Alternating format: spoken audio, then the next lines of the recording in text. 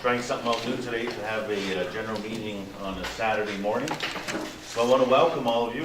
Apologies for being late, a few minutes late. Our recorder forgot a cable. We have a couple presentations that we wanted to go through. She's on her way back from the office, but we will proceed anyways. We do have a couple formalities for part of the meeting. The first presentation is an update. The second presentation is in your packages. So when the recorder comes back, she will get it up on the screen here for all of you to see. But in the meantime, we're going to begin. So I'm going to call the meeting to order. We have the attendance, moment of silence, the council agenda acceptance, the rules of order, follow-up from the general meeting of November 30th. There's a presentation, an update from Akwesasne.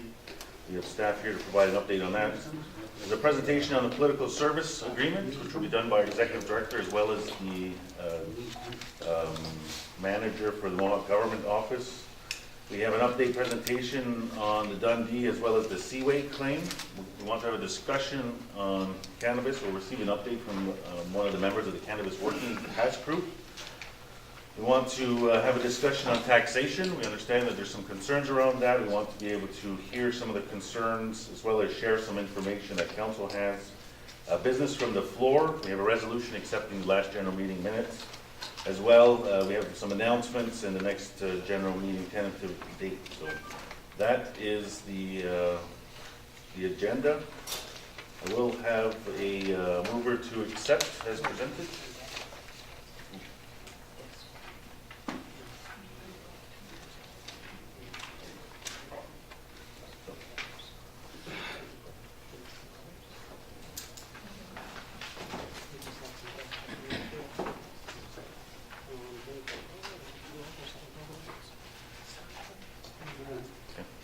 My apologies. I've just been informed that we have a few guests in the audience who are not members of the community. So our executive director is a member of a community from out west. He'll be doing a presentation, but we'll only be here for the first part of our meeting and then through the presentation as well. So, okay, so if I could have a motion to accept the agenda from council. Karen, second by Troy, all in favor? Okay, thank you. So Chief Darrell Lazor is on medical leave. He had a procedure done, should be returning in the next couple of weeks. Chief Joe Lazor is out sick, unfortunately. Chief Louise Thompson is away from the office for midwinter. And Chief Steve Thomas and Ryan Jacobs are away today and have not provided any updates on that. So as for a moment of silence, we had instituted a protocol whereby if we lose a community member, that we acknowledge them every month, the members that we have lost, and extend our condolences to them. So I'll ask for a moment of silence now for those members that we have lost over the last month.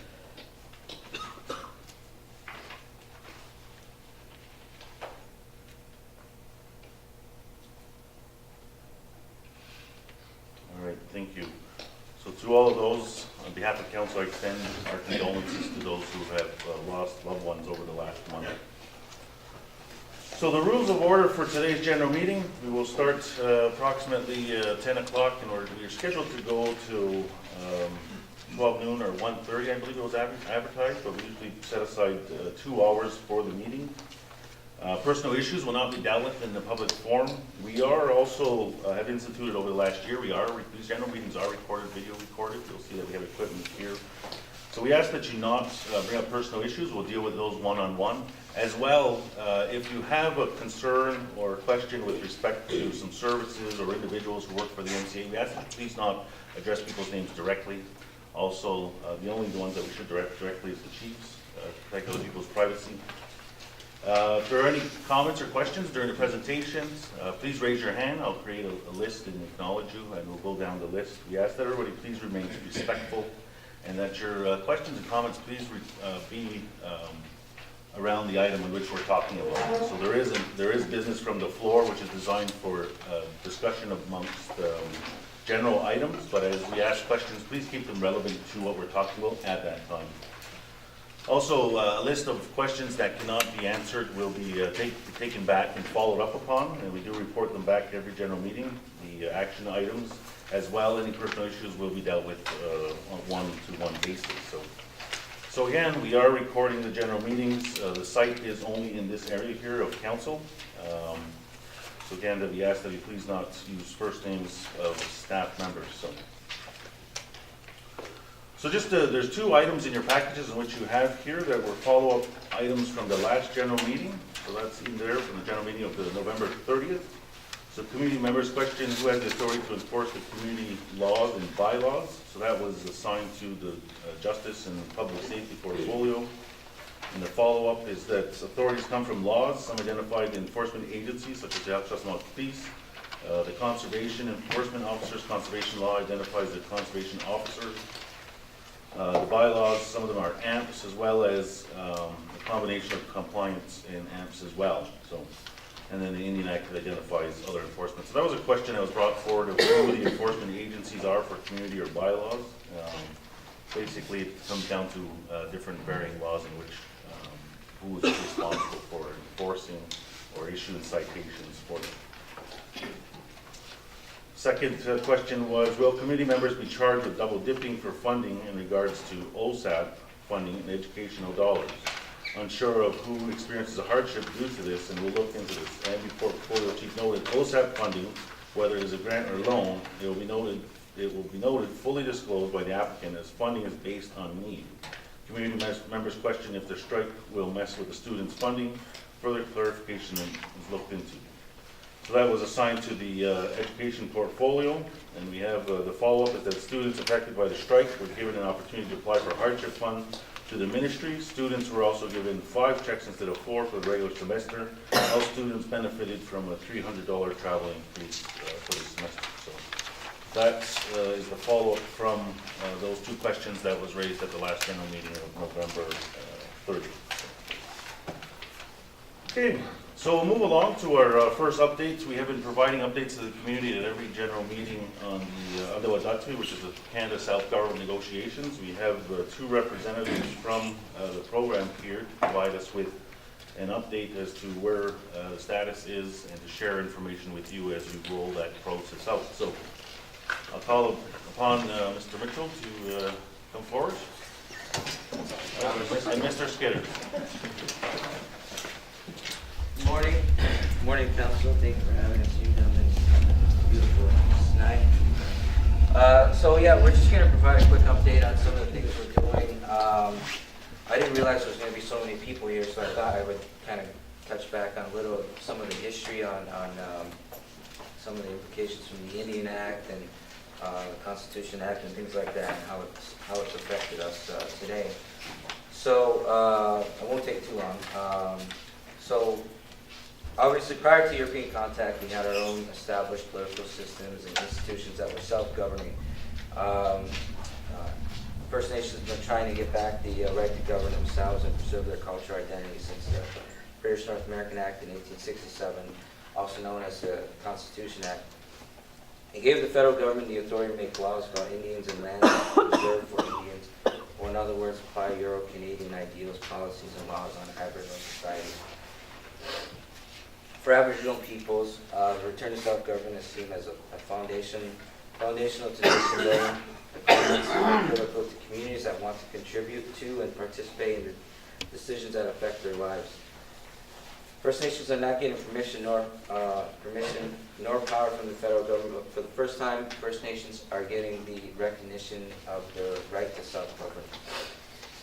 Generally speaking, a return to self-government shapes social and economic well-being and include provisions for, but not limited to, education, health, social services, police services, housing, property rights, justice, agreements, governance code, land management, environment.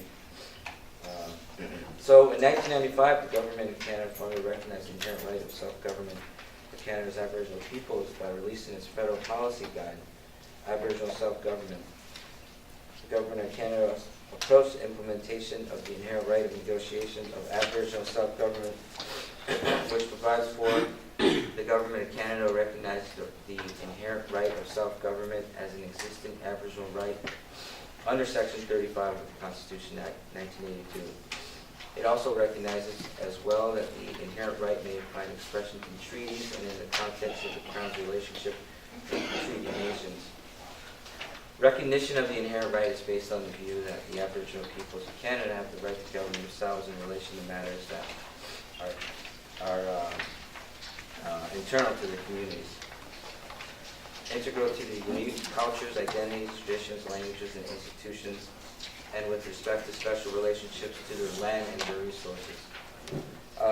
So far, Canada has signed 23 self-government agreements with First Nations across Canada.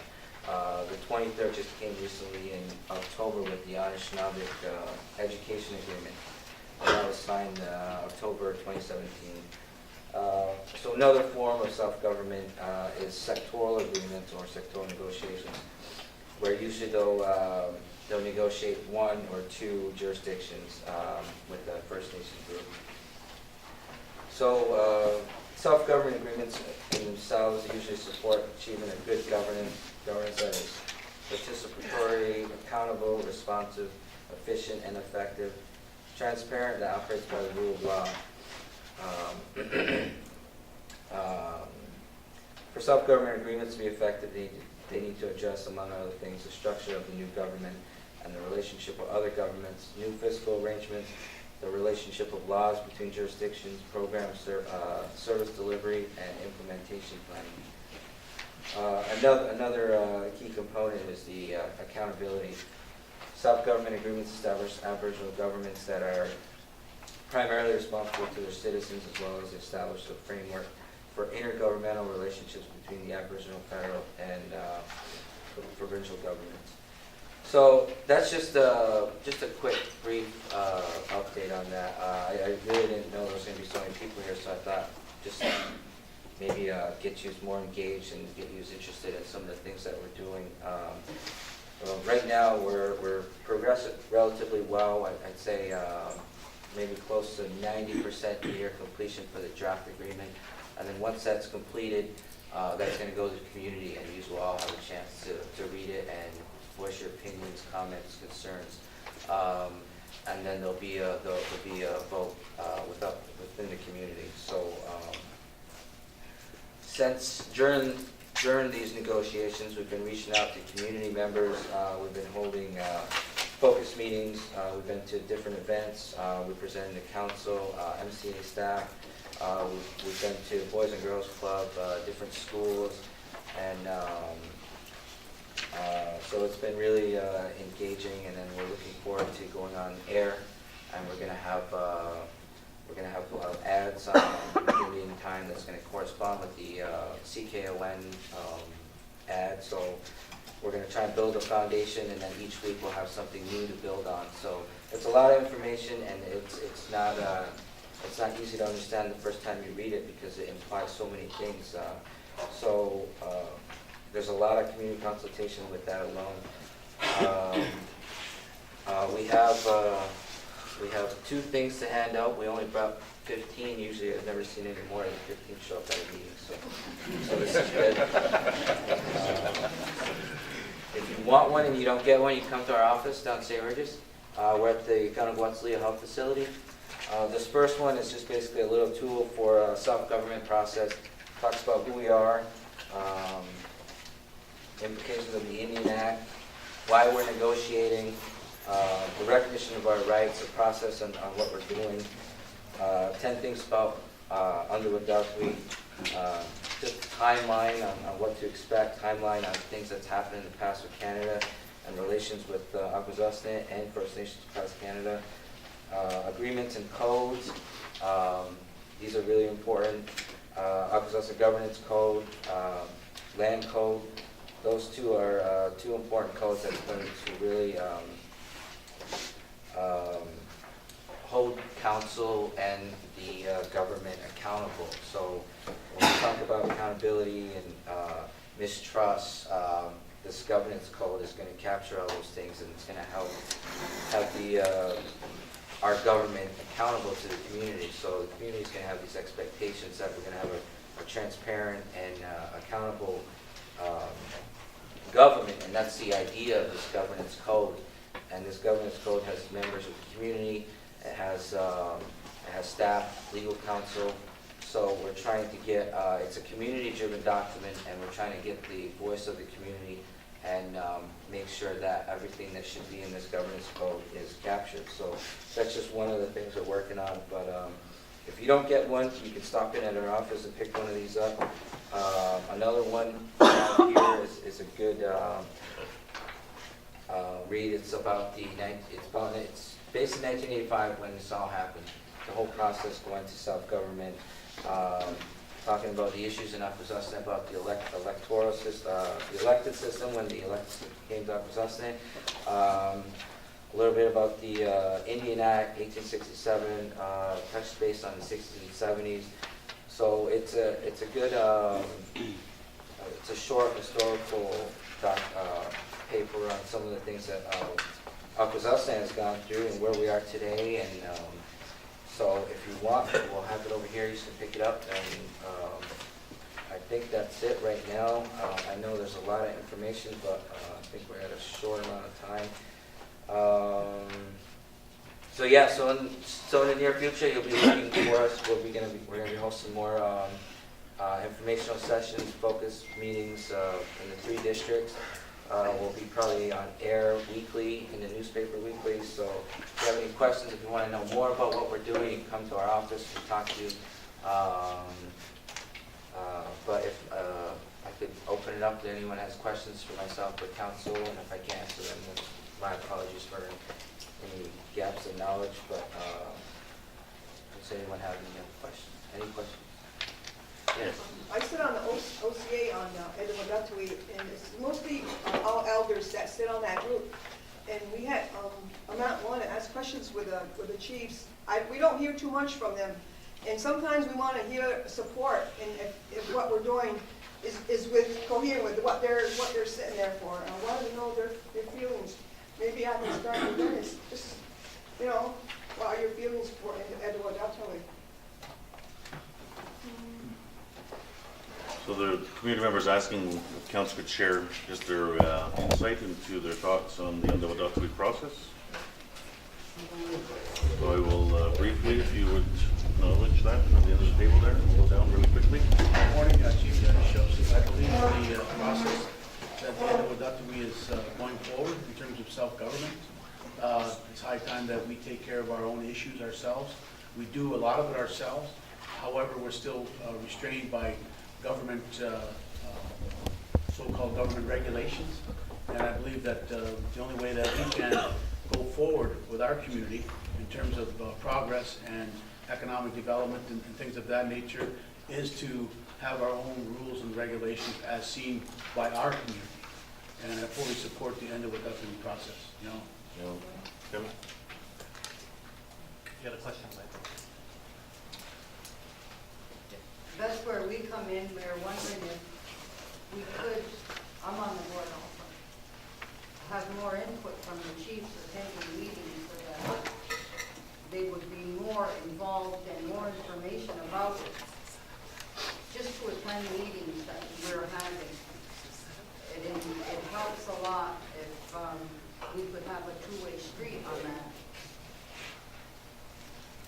You remember what the offer was? Thank you, Dennis. Yeah.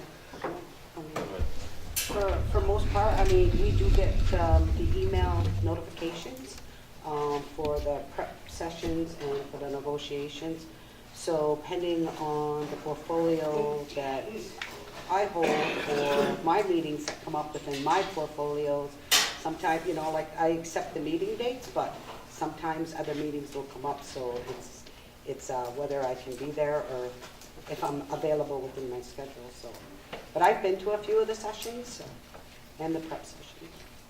I think too that we have to acknowledge as well that we do have the portfolio chiefs who are actively involved in the process as far as the negotiations go in the prep meetings, and they do report back to council where statuses they're at. As well, if there are larger questions within the process that need council direction, the staff have come to our council to provide that to us. So I think that for the most part, council is supportive of the process. Could there be a better dialogue between the committees and council? Absolutely. Right? I think that it's something that we need to look for ways to ensure that that connection is happening and that we're both on the same, saying the same thing. There have been a few chiefs that have attended, but it would be nice to see more. Yeah. Well, we acknowledge that, and again, the portfolios are there, but I thank you for bringing that forward, and we will continue to look for ways. I mean, it is getting 13 members of council at these meetings on one day for, generally, there are 2 to 3 days in a row is a bit complicated because there's a lot of competing schedules, but we'll absolutely take that back. Yes? I have a suggestion on sharing of information. With the diversity of people in Akwesasne, I would even recommend a council of churches. We have 7 religious denominations in Akwesasne, and then a council of governments. We have maybe 4 or 5 different kinds of governments, whether they're recognized or not, there's still people that follow that form of government, and including the 7 nations of Canada, because they're very active here in Gisnai, Yeah. and also in a number of other things, because the tribal council, everything about tribal council goes according to the 7 nations. You know that, don't you? If you ever see their TCRs, you'll see that. Okay, and also a council of the councils. Yeah, no, absolutely, good points. I know the folks here, and specifically around the self-government, look at different ways of where to tap that information into, sharing with the community or other stakeholders, but that's something that we can look at. Because their recommendations might be a little deeper, you know, and that's what you're looking for in this, to get a good consensus. Yes, absolutely. Yes. Are there Thank you. any- Oh, sorry. I was just gonna add that, yeah, in the past, it's been a real struggle to get community members to these focus meetings. Usually we get 2 people, maybe 1 or 3, so that's been an issue, so thank you for that. Yeah, absolutely, it's something we look at all the time. Okay, is there any other questions for these 2 gentlemen on the Canada-Akwesasne self-government negotiations and what they have presented today? Thank you. Yes? If I might just want to add a little bit, right now I'm hearing that this is such a important realm we're going towards. And when these focus meetings happen, and it's communicated to the community on when and where, and if it's such an important document that you all want to be made aware of, please attend. Attend. We can't be going chasing everybody around into every dark corner of Akwesasne to inform them. When they're not there, it's not important to them. When things are passed, they yell at council that they didn't inform them. You have a responsibility to voice your concerns at these focus meetings. Then we take all that information and we gather it, and then we provide it back to you accordingly to the information you give us. If that information ain't there, then that's telling us you're okay with what's going on. We're going to proceed. That's how the disconnect between community and council happens. And you know, they work with all. Talk. All right, gentlemen, thank you very much for that update. And again, the extent they've Yeah, we'll have extended we'll have our documents over here if anyone wants to take one. So again, they've extended an offer to meet with any individuals as well as the information they have, they will share with you. So.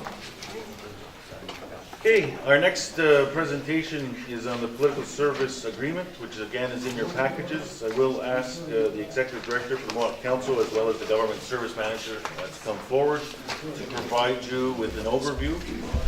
Again, I apologize, we would normally have it on the screen, but we've had a technical difficulty with some cabling and weren't able to get it set up for this presentation. So we'll turn it over to you. Thank you, Grant.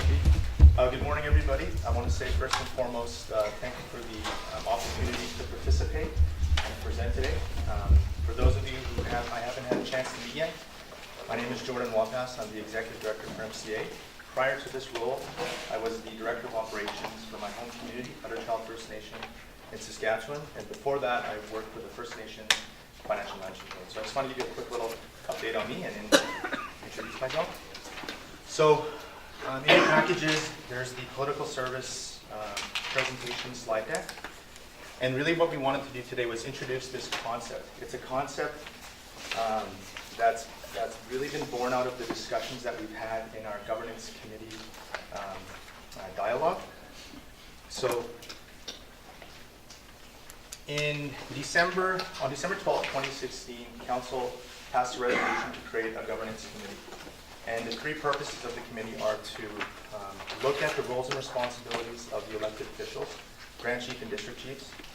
We're also tasked with looking at the working conditions of the elected officials as well, and also the portfolio terms of reference. So that's really the goal and the mandate of the committee, is to review those three areas.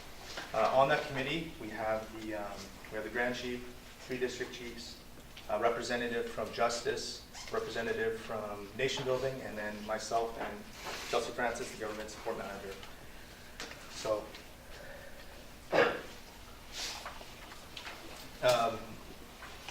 before we talk about the political service agreement, I wanted to give you a little bit of background as to how we got to this point today. So in this committee, we're talking about roles and responsibilities, and it's really all around governance. So we're researching best practices, we're looking at evidence, we're taking an evidence-based approach to what works and what is good governance, what's good public administration. And in that dialogue, we've had very healthy discussions about the elected officials' responsibility in this community. And what it really boils down to is they have a tremendous responsibility. So what we wanted to do as the organization was position them with the tools to be successful moving forward. So where that's led to is this idea that we would create a governance manual. And in this manual, we'd have financial literacy, governance 101, an understanding of the history of the community and how we've gotten to this point, an overview of the organization, communication, effective communication. And really what we wanted to do was when a new council comes in, they're able to take this training and hit the ground running. Because we asked, during our meeting, we said, what would you tell yourself as a new chief coming in that would be helpful, like that you didn't know before you got in? So we wanted to make sure we captured all that information and put it into a manual. So as we're compiling the information, working with the departments, we came to the working conditions. And that's where we are today. So this political service agreement, again, it's a concept. It's not something we're going to move forward with. Rather, what we want to do is get some feedback from the community. So the political service agreement really is an agreement between council and MCA. And it's proposed to replace the existing Mohawk Council Akwesasne working conditions. So what I'm going to do here is I'm going to have Chelsea Francis talk a little bit about, we're going to compare the two, and then at the end we'll give you a quick summary, and then we'll talk about next steps. And then at that point we'll open the floor for some questions, and I'm pretty sure there will be questions today. Good morning, everybody. Miawa for coming out today. So, like Jordan said, what we had was a presentation for you, but you do have copies of it in your packets. So on each of the slides, it gives you a good breakdown of each section that is included in both the working conditions and in the proposed political service agreement. So the first part about it is the participation aspect.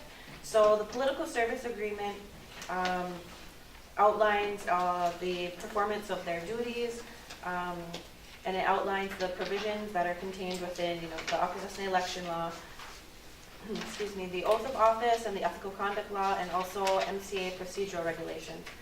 So the difference between the political service agreement and the working conditions in this section is basically it just incorporates a little bit more blanket statements, and it covers the behavior and expectations of our council members, of our leaders. The next part is,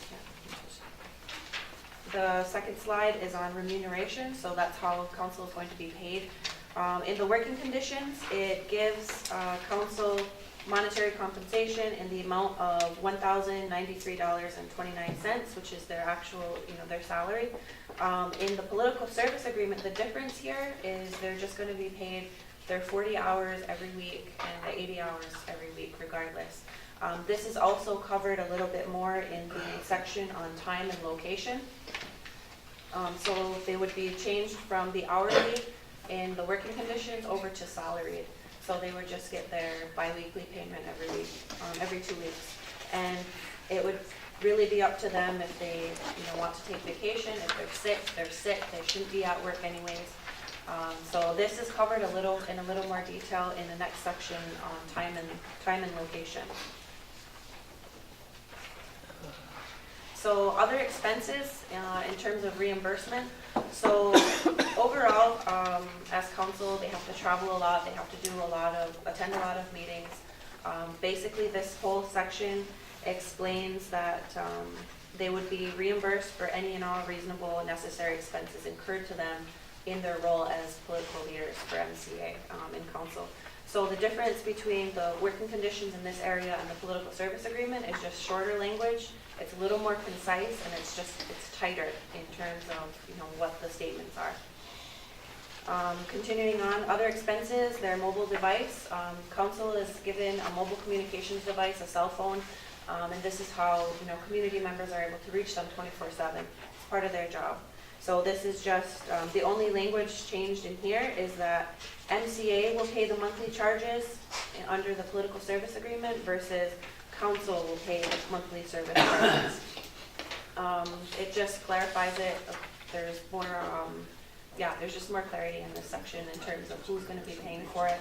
And if the use of the phone is, for personal reasons, then the council member will be responsible for paying that, and that's the same in both of them. Other expenses, MCA assets. The only difference between the working conditions and the political service agreement is just the language has been tightened. So a lot of it is just, reduced in the amount of words that are in that. And just an example of what those assets would be, an iPad, a laptop, so at the end of, if you don't get reelected, then you return the equipment. So that's what's in the agreement. Thank you.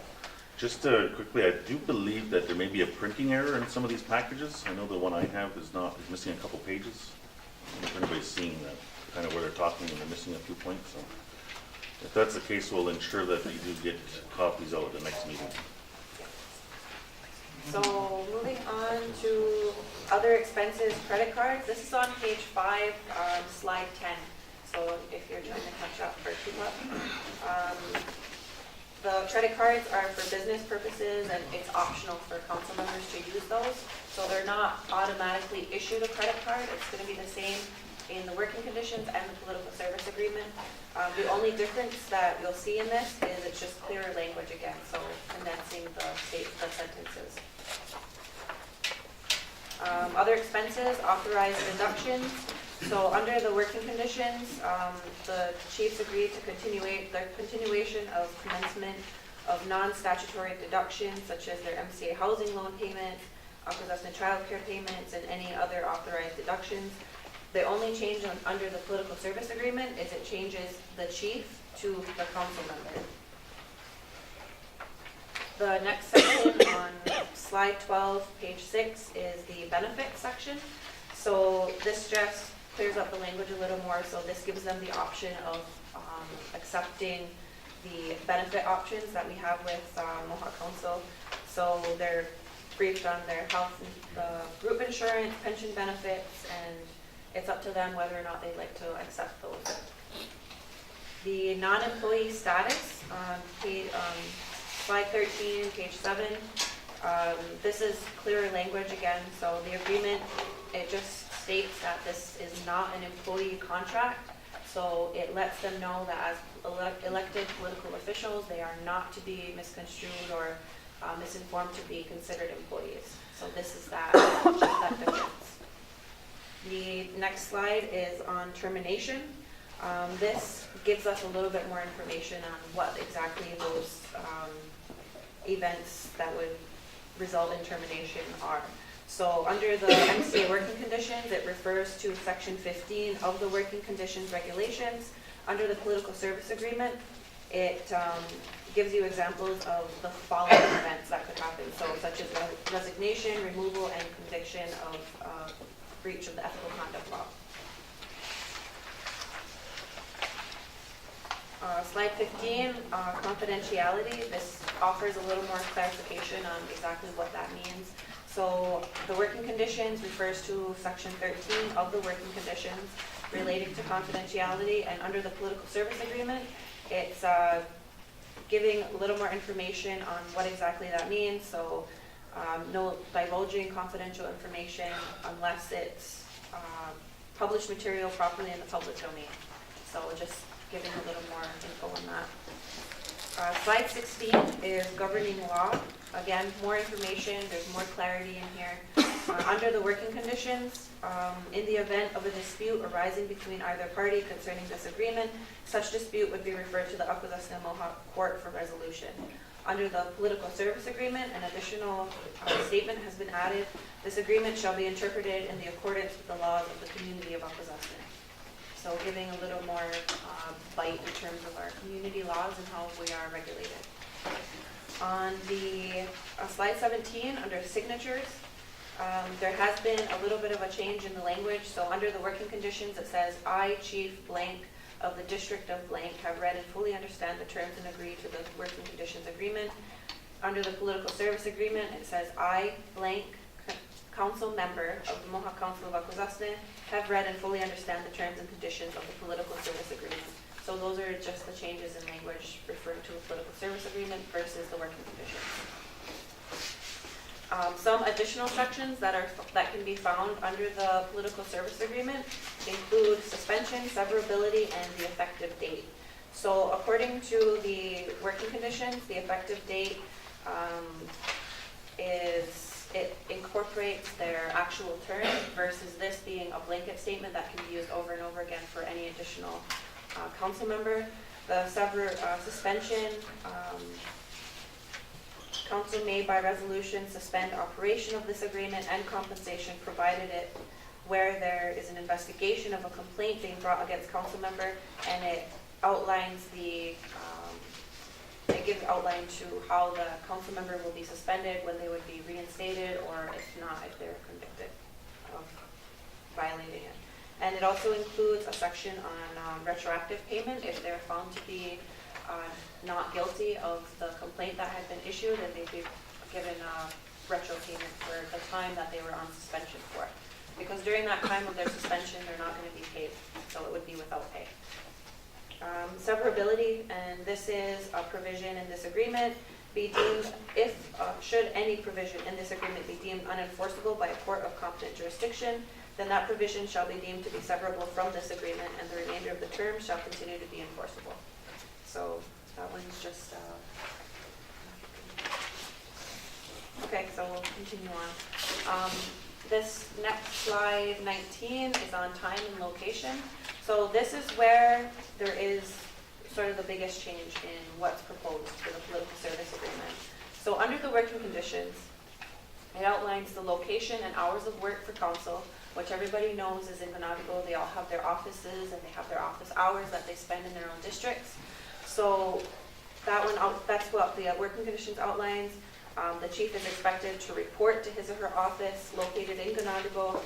The hours of work are between 8:30 a.m. and 4:30 p.m. Monday through Friday. And the agreement shall remain in effect from the date of signature for the duration of the political term in office unless terminated earlier. Under the political service agreement, the amount of time and effort utilized by council members will be at the discretion of the council members. So this is where the accountability is shifted directly to those council members. So really, when they take political office, they're making it whatever they want it to be, really. If they want to spend 80 hours a week attending to their political duties, that's fine. If they want to, work on just the 40 hours a week, that's fine again. But really, as elected officials, they are available to the community 24/7 regardless. So there's no specific office space identified for them. So it's a lot of personal accountability. There's no clock in or clock out timesheets, anything like that. They're being paid 40 hours a week regardless of their office time. So again, it's just going back to the 24/7 work hours as the political leaders. And then the other section under this is the council members will be provided a primary workstation as an option to carry out their political duties and responsibilities. So if they choose to, they can report to the Conago offices and they can work from that office space. Otherwise, they would be able to have their own office space in either at home or as they're traveling. They have iPads at home. They're working on getting those upgraded so they would be more accessible as they were traveling or, not located in one specific area. So that's the time and location. Another part of this is there's no designated leave time provided to the council members under the political service agreement. And under the remuneration section, they are offered 6% gross annual compensation amount, which is equivalent to the vacation pay, but they don't actually have vacation hours that they would be able to access. Again, this goes back to the fact that they would be considered salaried. So if they choose to, if they're sick, then they're sick. They have to take that time. But if they would like to take some vacation days or they're not going to be in the office, then it's all part of them being salaried. Under the MCA working conditions, they do have their benefit options of the vacation. The vacation pay is given to them in a lump sum, which is equivalent to 4% of the gross annual pay to be paid at the end of each 12-month period during their political term in office. And the 12-month period commences at the signing of this working condition agreement. Their vacation hours at the commencement of the signing of this agreement, the chief will be granted a lump sum total of 120 vacation hours. And again, on the 15th of July of 2016 and 2017. So that's just the yearly commencement of the agreement. Chiefs are not entitled to compensatory time. However, they are able to use a flexible schedule between the 8:30 and 4:30. Any hours that they work additionally to 8:30 and 4 between those hours. And then additionally, chiefs must work 40 hours per week to be considered full-time, and they must be required to work evenings, weekends as necessary to meet their obligations. So that's under the working conditions. And so the difference is they're not given those benefits, basically. So that's it. And then I just wanted to add a couple of things. So at the committee, we talked about this, again, this is a concept, we wanted to present it. When we talked at the table, the committee said, let's take this to the special meeting. So we brought this to the chief's table. We had some discussion on it, and then the chief said, you know what? It'd be self-serving for us to say that we're going to take this, utilize this new relationship, or arrangement rather. We should take this to a general meeting. So that's why we're here today. We wanted to present this. And really, when you think about it, it's all the same. A lot of, the language is a little bit, as Chelsea said, tightened. But the real big difference is the time. The chiefs aren't going to be clocking in. Our staff aren't going to be tracking hours. So we're removing that sort of employee status. And that's the biggest difference. So in terms of next steps, so this was step one, this is to present. Step two, what we wanted to do was create a working task group with community members to review this proposed arrangement and then get feedback from there. And if there is an appetite to change it, then we'll go in that direction. But again, we just wanted to present the concept and field some questions. Thank you. Okay, Francis? On page 6, under benefits, you have a thing here called Akwesasne pension plan. What is that?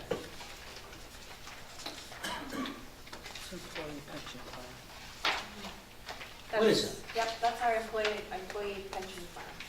So all employees that sign to work for Mohawk Council are allowed to access this pension plan. So Where does the money come from? The employees, yeah, And MCA. and MCA. So we contribute a percentage, and so the employee puts away 9%, and the employer matches that. So it's a contribution match, and then it goes into a pension fund for each employee. And that money, Where does the money come The from? money comes from the federal, our federal funding relationship, like the federal transfers. So the money's already allocated to us in those funding agreements. It's not part of the settlements and all that? No. All that It's not slush part of fund you that, no. guys have all over the place. It's not part of the There's settlement more at all. slush fund in this package than you can dream of. That's why. This is new. Has it been approved?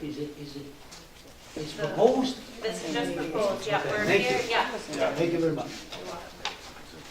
Okay. Otherwise, Lisa? That was my question. When is the proposed implementation for the new office come in? Yeah, for the next council. Right.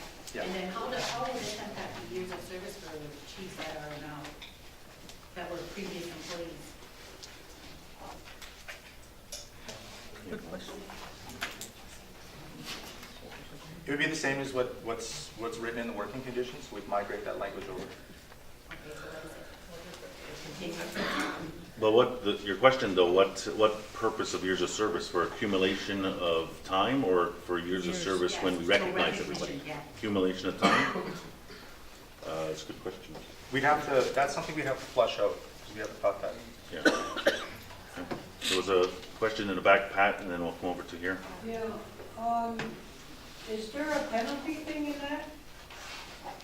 A penalty, A penalty for if a chief, does something wrong, is there a penalty that would be, procedure? yep, that would actually be under the ethical conduct law.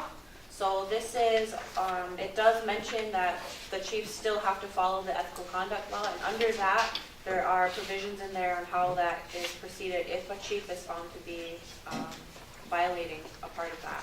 Are you going to be changing the ethical conduct law? Because there's nothing in there if somebody makes a mistake. There's nothing. You got nothing. It's up to the legislative.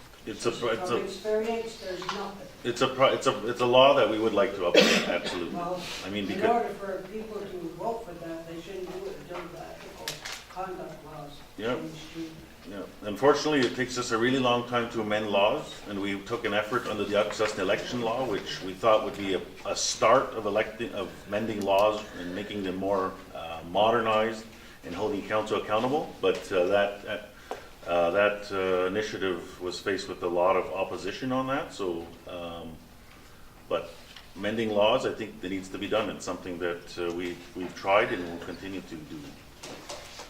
Here, yes, Bruce. Okay, in one draft you said they're not employees, yeah, they're gonna get employee pension, so what's, like, That's an option. That's optional. that's optional, so It's they don't, optional. they don't have to, they're not gonna get it like directly. Yeah, it's optional. Okay. Yeah, in the back, and then, go ahead. Yes. Well, and on the same lines there, if they get any of these benefits and keep referring to it as the benefits are for employees, but these are chiefs, so they're not supposed to be employees. So even though you refer to as benefits for employees, it doesn't refer to them because they're chiefs. Yeah, it's a good point. I think it's something to take back. The only problem is that in order, if somebody were to leave their substantive position and become a chief for 3 years and they don't pay into their disability or your, what do you call it, group insurance benefits or pension, it's a disadvantage, right, to running. But absolutely, those benefits generally are available to employees only. So like your point is that you either are or you aren't, right? Right. That's, But even if you accept, like you're saying, you're proposing they get now to be like a salary instead of 80 hours or whatever. So if they're on salaried pay, then that's for employees. So how are you gonna distinguish the two? Like, they are chiefs, they're not employees. And it sounds very much that you're trying to make them employees, they're not. you want to respond? Yeah, I think that's something we'll have to look at as well. But when we look at this employee relationship, that's why we're trying to peel out certain things. I think it's a good start, right? To take out the vacation, to take out the flex. I think that's a good start, and then we can look at that salary component at a later date. Okay, I have you on this. Do you want to respond to that? In adding to Executive Director's comments, currently we receive sick and we receive vacation. We also receive flex. Those are benefits of an employee. All former councils receive that. So you are still being treated as an employee when you have to sit down and clock in and clock out, keep track of all your hours, all your time. So what we're proposing in this is that goes away, because the reality says that a council member receives that time. But when a member may work many hours, they're earning this flex time. And then they're using that instead of using the vacation. So you're kind of using a lot of stuff that you shouldn't be getting as the employer. And when you do the definition of what Mohawk Council is, we're the employer. So we're already getting benefits as an employee, and we shouldn't be, I agree. That's why we brought this forward to say, let's consider it. But your working conditions and how they've been created and laid out, every council member before this term and the last 3 or 4 terms have been entitled to that. So what we're saying is that the council itself needs to be separate, and that's how this will do it, because it takes away from getting that stuff that's entitled to an employee. And we're not the employee. Okay. All right, we'll go here, Mr. Sunday. I like the misinterpretation of what you're trying to pass in Kent. But it sounds like to me, and it's all, we's all looking for a golden parachute. Being it a chief who runs 4 or 5 times, or being a chief that comes from a department 6, 7 times, and then we have to put a replacement worker there who doesn't collect on a benefit. So when you're that chief that's done 20 years at the MCA, and then you did another 12 years as chief, you get a nice golden parachute. Is that what we're talking about here? I'm surprised in your discussion or your concept. I'd like to be part of your concept. I thought we were going to talk about term limits. You do 2 terms, you don't get it done, get out. Can you understand that? Are these job descriptions for the next election coming? Because I do want to thank you for not allowing the election amendments to change back in October. And by the way, did you find out that law about who's an elder? See, I remember more than you guys. I don't pass minutes. Thank Who's a you. what, sorry? He's an elder. His question had been what the age limit was, Oh, so okay. considering an elder. All right, I have a few more over here. Please. Me? Yeah. There was mention about the 6% vacation, is that by law or something, or? That follows the Canada Labor Code, yeah. Okay. Patent and When you talk about, they're not employees, so they don't get unemployment, they don't get workman's comp. So in the event, in carrying out their duties, they get injured. So they can't come back, they have no recourse to come back to Mohawk Council and say, well, no, I want to get paid for that. Well, I get a salary, so I don't have to worry about getting paid. But once I'm done and then I don't get in, so they're not getting unemployment. There are no unemployment taken out, unemployment deductions, there's no workman's compensation. Because when you said the labor code, that constitutes a labor, and then, is there a different a level when you look at politicians and how they're remunerated at the federal and provincial level? Because when I hear, okay, they're not employees, they don't get benefits, shouldn't be afforded the benefits of pension and the health insurance, that's a benefit. And when you talk about, they don't get benefits, so in lieu of vacation, which is a benefit, well, we're gonna pay you 6%. Unemployment, there's been a lot of kind of discussion over the past couple of terms with regards to unemployment and receiving unemployment insurance after their term is complete. And the other thing that really surprised me, they're going to police themselves whether they want to work 40 hours a week or 80 hours a week or 0 hours a week. Mm-hmm. So where is that kind of quality control with the new concept? So that's something that I'm glad you asked, because we've had pretty good discussion on that. And that's something in that working committee or that working task group, we determine what that reporting mechanism is with the community. There have to be a certain amount of reports done, et cetera, to show what you've done with your time. I think that's something we can build in. Because you're looking for that control, right? So you want something like that in there. okay, over here and then back over here. Okay, so this working task group that you're talking about, should there be community members sitting on it that are not chiefs or employees of MCA? Absolutely. I mean, how fair that I'm going to develop my own working conditions? Yeah, no, absolutely, you're spot on. But you said there's no community members on it right now, and you've already done one phase of it. So, yeah, that's the next step. So this was just, at the governance committee, we feel like, you saw like we have, so we don't have a slide, but the purpose is to review the existing working conditions, roles and responsibilities in the terms of reference. So that's our mandate. So within each of those, we're looking at ways to compile this information and create a manual. And then when we started talking about the working conditions, we said, you know what, let's look at this political service agreement. So then we present to the council, they said, look, take it to the community. So this is that next step. And then as a proposed next step, a further step, I'm saying, let's bring in community members to review this proposed concept.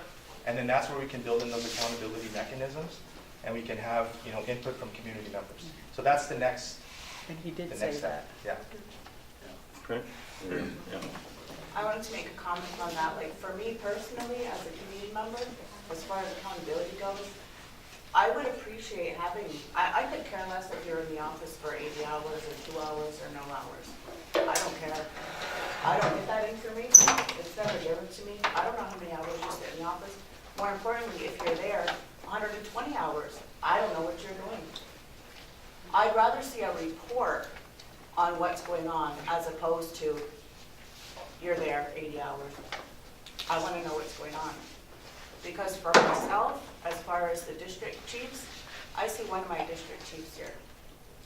I heard a reason for another one not being here, but I heard no reason for the other two. So where are they? I don't know. As a community member, I should know that. Where's the reports? What is everybody doing with their time? As a community member, that's what's important to me. What are you doing? What progress are you making? I don't care how many hours you're there. What are you doing with your time for us as a community? Okay, any other questions, comments? Yes. I don't know if you kind of understood what Esther was trying to say, but maybe I'm not understanding. But I think you should have at least one community member from each district at the beginning of this process, not wait until you have it even a quarter done. You need to have community input right away. Right from the beginning as you're working. You've now brought it to us, and I think that's what, it's good that you brought it to us, but you've already finished some of it without having community involvement. So I think you need to have that on your task force right now. I think that's really good feedback, and you're absolutely right. What we wanted to do, again, this wasn't, like from the get-go, it wasn't let's design a political service agreement and present it. It sort of evolved as the discussions evolved in the committee. So what we thought is let's provide a framework. And then now that we have this framework, let's tailor it, right? Let's customize it to what fits for us. That's where we'll bring in members, rather than let's all sit at a meeting with a blank piece of paper and let's talk about governance. That's much more difficult than saying, here's something, let's chip away at this. So that's really the purpose. Yeah, Connie and So I hope that helps. And just to add to his comments, the executive director's comments, he did say that right away when he went to next steps, that they wanted to include community members in the task group. So to say that we're not considering that, he's already said that we're considering that and that we would like to do that. And again, it's a framework that needed to be presented versus presenting a couple blank sheets of paper. You know, you could take that political service agreement and with the community's opinions, start all over again. But at least there's a framework sitting here to start with. So yes, we are looking to include community members. That was one of his first comments he said when we went to next steps. Okay, go ahead. In the event you run out of time and the process takes a little longer, what would be the implementation timeframe? Because it's sounding more like there's, you know, I appreciate all the work that's been done because it is a lot of work. But what if between now and the swearing in, you kind of run out of time and that's not finalized? Is it going to wait till next? What are the considerations for implementation? Probably would be arguably status quo, right? Because it's not, is it fair to shift those changes when you're in the middle of an agreement, so to speak, like a term, essentially? There's been a lot of work going on. I have been very skeptical of this, because you probably all know I'm very hard on transparent and accountability, right? So pulling a lot of those elements out of there, I've struggled a lot with it, right? But again, some of the comments here, you know where your chiefs are 40 hours a week? Arguably no. Are there other ways of people to be accountable? Absolutely. The one of the reasons why we started the governance group is because we need council to have the framework that they're not employees, right? Because employees, and they're trying to do administrative work, things like that, want certain benefits. So council, as any council, is governors, and they set the vision, they go out lobby, they instill where the organization and community should go based on what community has to say. They're not, administrators. So if we start shaping how this framework looks around council, that's kind of where the political service agreement was. It's not, sick time, oh, I'm off sick today, and things like that. That's the thinking. But I've been really, hard on them saying, this is going to take a lot of work. But there's a lot of other elements going on in the governance committee, and that's looking at what the orientation is, looking at how the council relates with the organization, kind of just setting up frameworks for councils to come ahead, and that plays into the whole governance role. So this is where this really comes from. Administration also needs to be able, to a certain degree, hold members of council accountable, right? If we have members of council that are using assets or resources that are of the Mohawk Council and they're not using it appropriately, they still have to have the way to be able to say, sorry, you can't do that anymore, we're taking away your privileges, as well as the ethical conduct law is an important component. I think that there's a lot of other areas that we need to do work on. We got to start somewhere, right? The ethical conduct law, absolutely. Is it good? It's there. It's seen its time. It needs to be updated, right? The election law, the same thing, right? There needs to be elements built in, and this is kind of where this has really come from. At least start modernizing. The agreement is only one aspect of the governance work, which the committee is doing. So, and absolutely, council said, get out there and show the community, right? Vince, and then we're going to have to move along. Yeah, I agree with what's been said here today. There's a lot of good comments. And the one with the community involvement in here, I agree to that 100%. But we also have to kind of look at it a little bit broader. Ex-officials, ex-directors, managers that have grievances against council. We put them on this board, this whole thing's going to be all turned upside down. So we have to be careful on who we put in there. I would like to see people that know about the ins and outs of council and that are neutral, that actually don't even work for council, but carries the community opinion and what they think should uphold.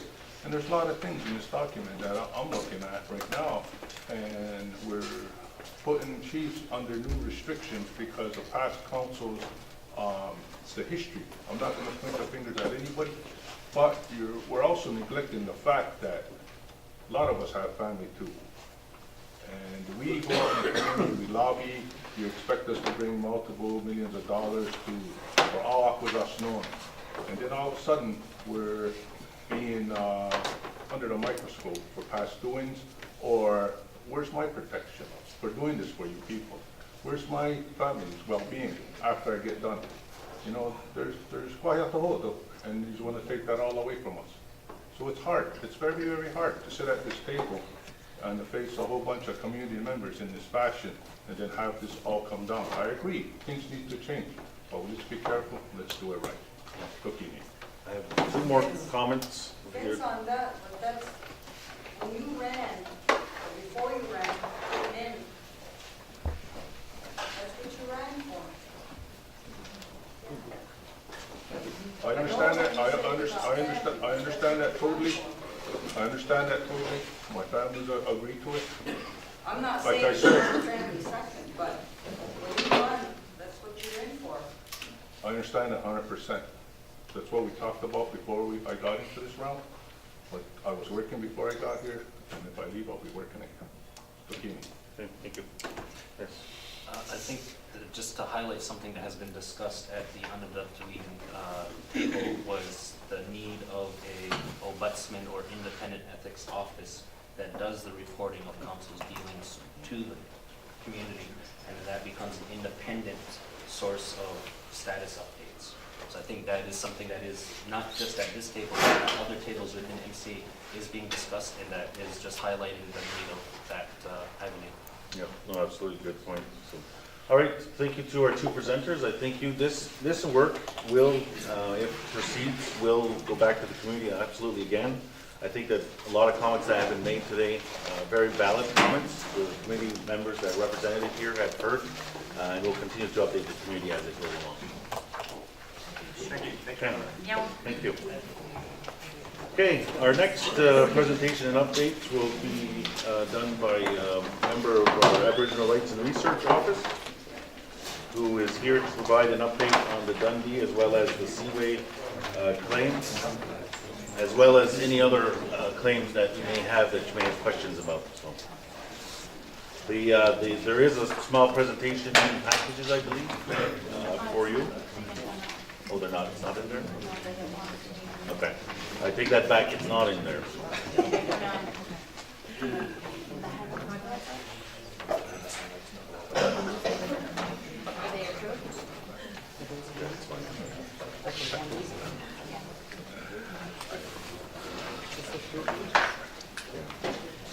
Okay, so I do want to make a disclaimer that because we are recording with audio and video, we will be muting when this is made available.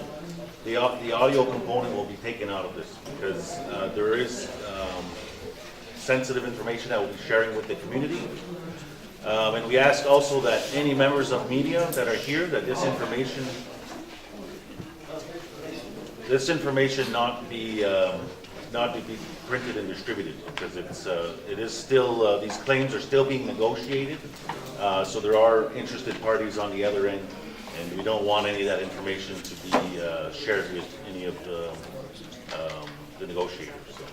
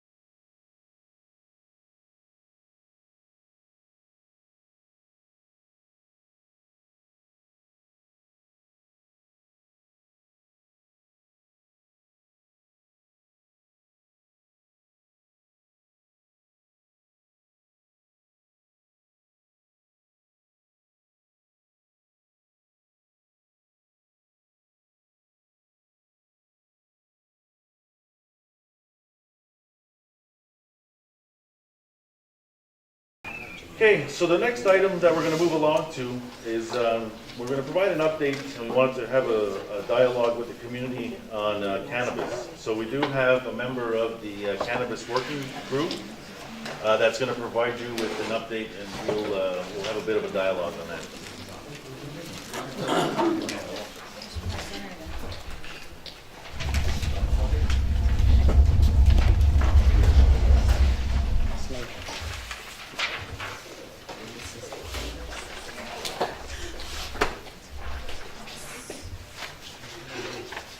Good morning, everybody.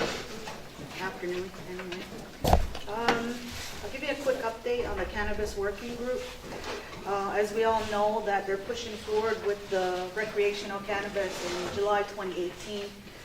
And we had put together a working group that consists of chiefs, which includes myself, April Adams Phillips, Troy Thompson, Vince Thompson, and Louise Thompson. We have technicians, we have executive assistants to council, which is Adrian Jacobs and Kyra Chelsea. We have the director of DOH, which is Keith Leclerc, the director of BCSS, which is Robin Mitchell. We have AMPS representatives, which is sometimes consists of Chief of Police Sean DeLude and Leanne O'Brien. We have our youth council, which is Tanka Thompson, and our Justice Department, which is PJ Hearn, and our Director of Valdenawago, which is Jim Ransom. We also have Ashley Tarbell, who is our communications person. And the mandate here is the working task group of research and exam and report back to council for options and considerations with respect to the regulations, distribution and sale of cannabis. Engage the community as part of the research for the recommendations. This is recreational again. Research phase. The subcommittee of the Cannabis Working Group has developed a survey which will be online in the Ungwadago newsletters. The newsletters will be mailed to everyone who resides in the district of Jisnai, Ganabago, Gawanoga. Drop boxes will be available at Yohanito, Jisnai Administration Building Number 1, Mohawk Government, Guanaguatzilio, and Ganabago, and the CIA 3 on Gawanoga. The intent of this survey is to gauge the community in the regulation, distribution, and sale of recreational cannabis as it will be legalized by the federal government in July 2018, known as Bill C-45. Under the Federal Cannabis Act, we already know that medical cannabis usage was legalized in Canada 2012. This survey has 10 short questions which will only take between 2 to 5 minutes to complete. The survey will remain anonymous, unbiased, which means that we have utilized a group that's from Wendake, and there we had threw some questions at them, and they take it and they reformat it to where it remains neutral on our part. And the group is from, they're called the First Nations of Quebec and Labrador Health and Social Service Commission. And Wendake is a First Nation next to Quebec City. And the people on it are Nancy Gros-Louis McHugh, and she's a research director. She has about 20 years of research behind her. And Emily Grantham, she's a research analyst with a communication background.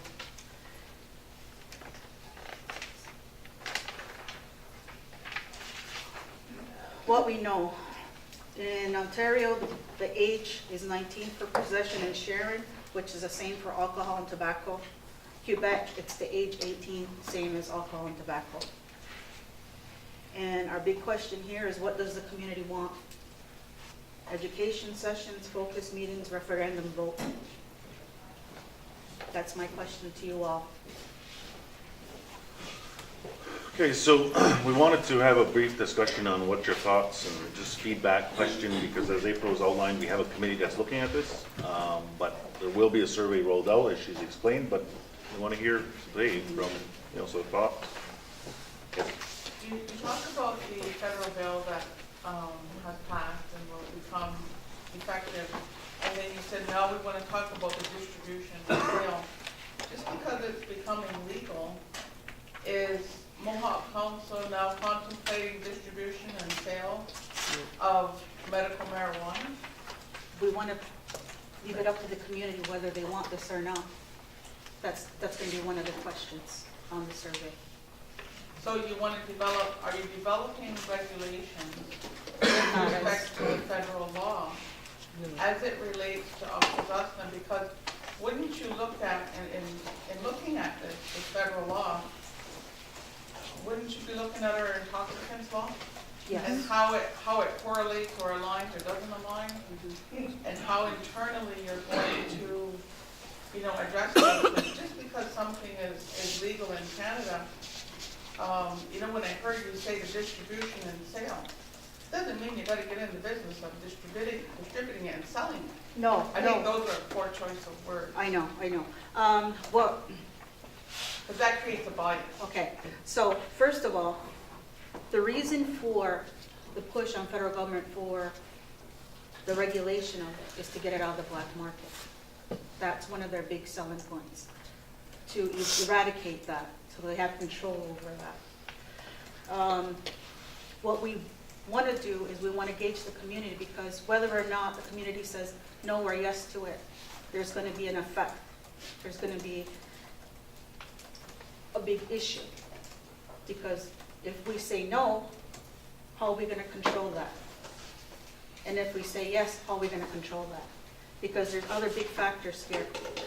Because you're going to have Ontario, provincial, and then you're going to have the New York State factor, or the federal on the United States. Because right now there's zero tolerance in the states. Yes. So we just want to make sure that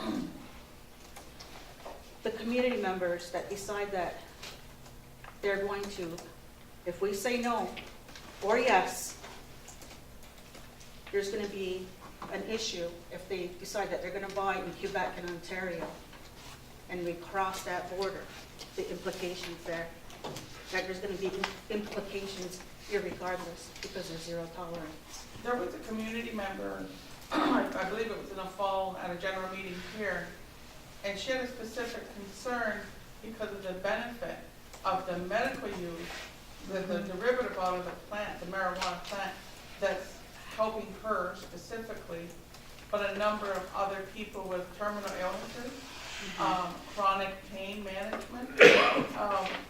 You have to look at the whole gamut of this issue. But at the same time, you're saying there's going to be this big marijuana crisis.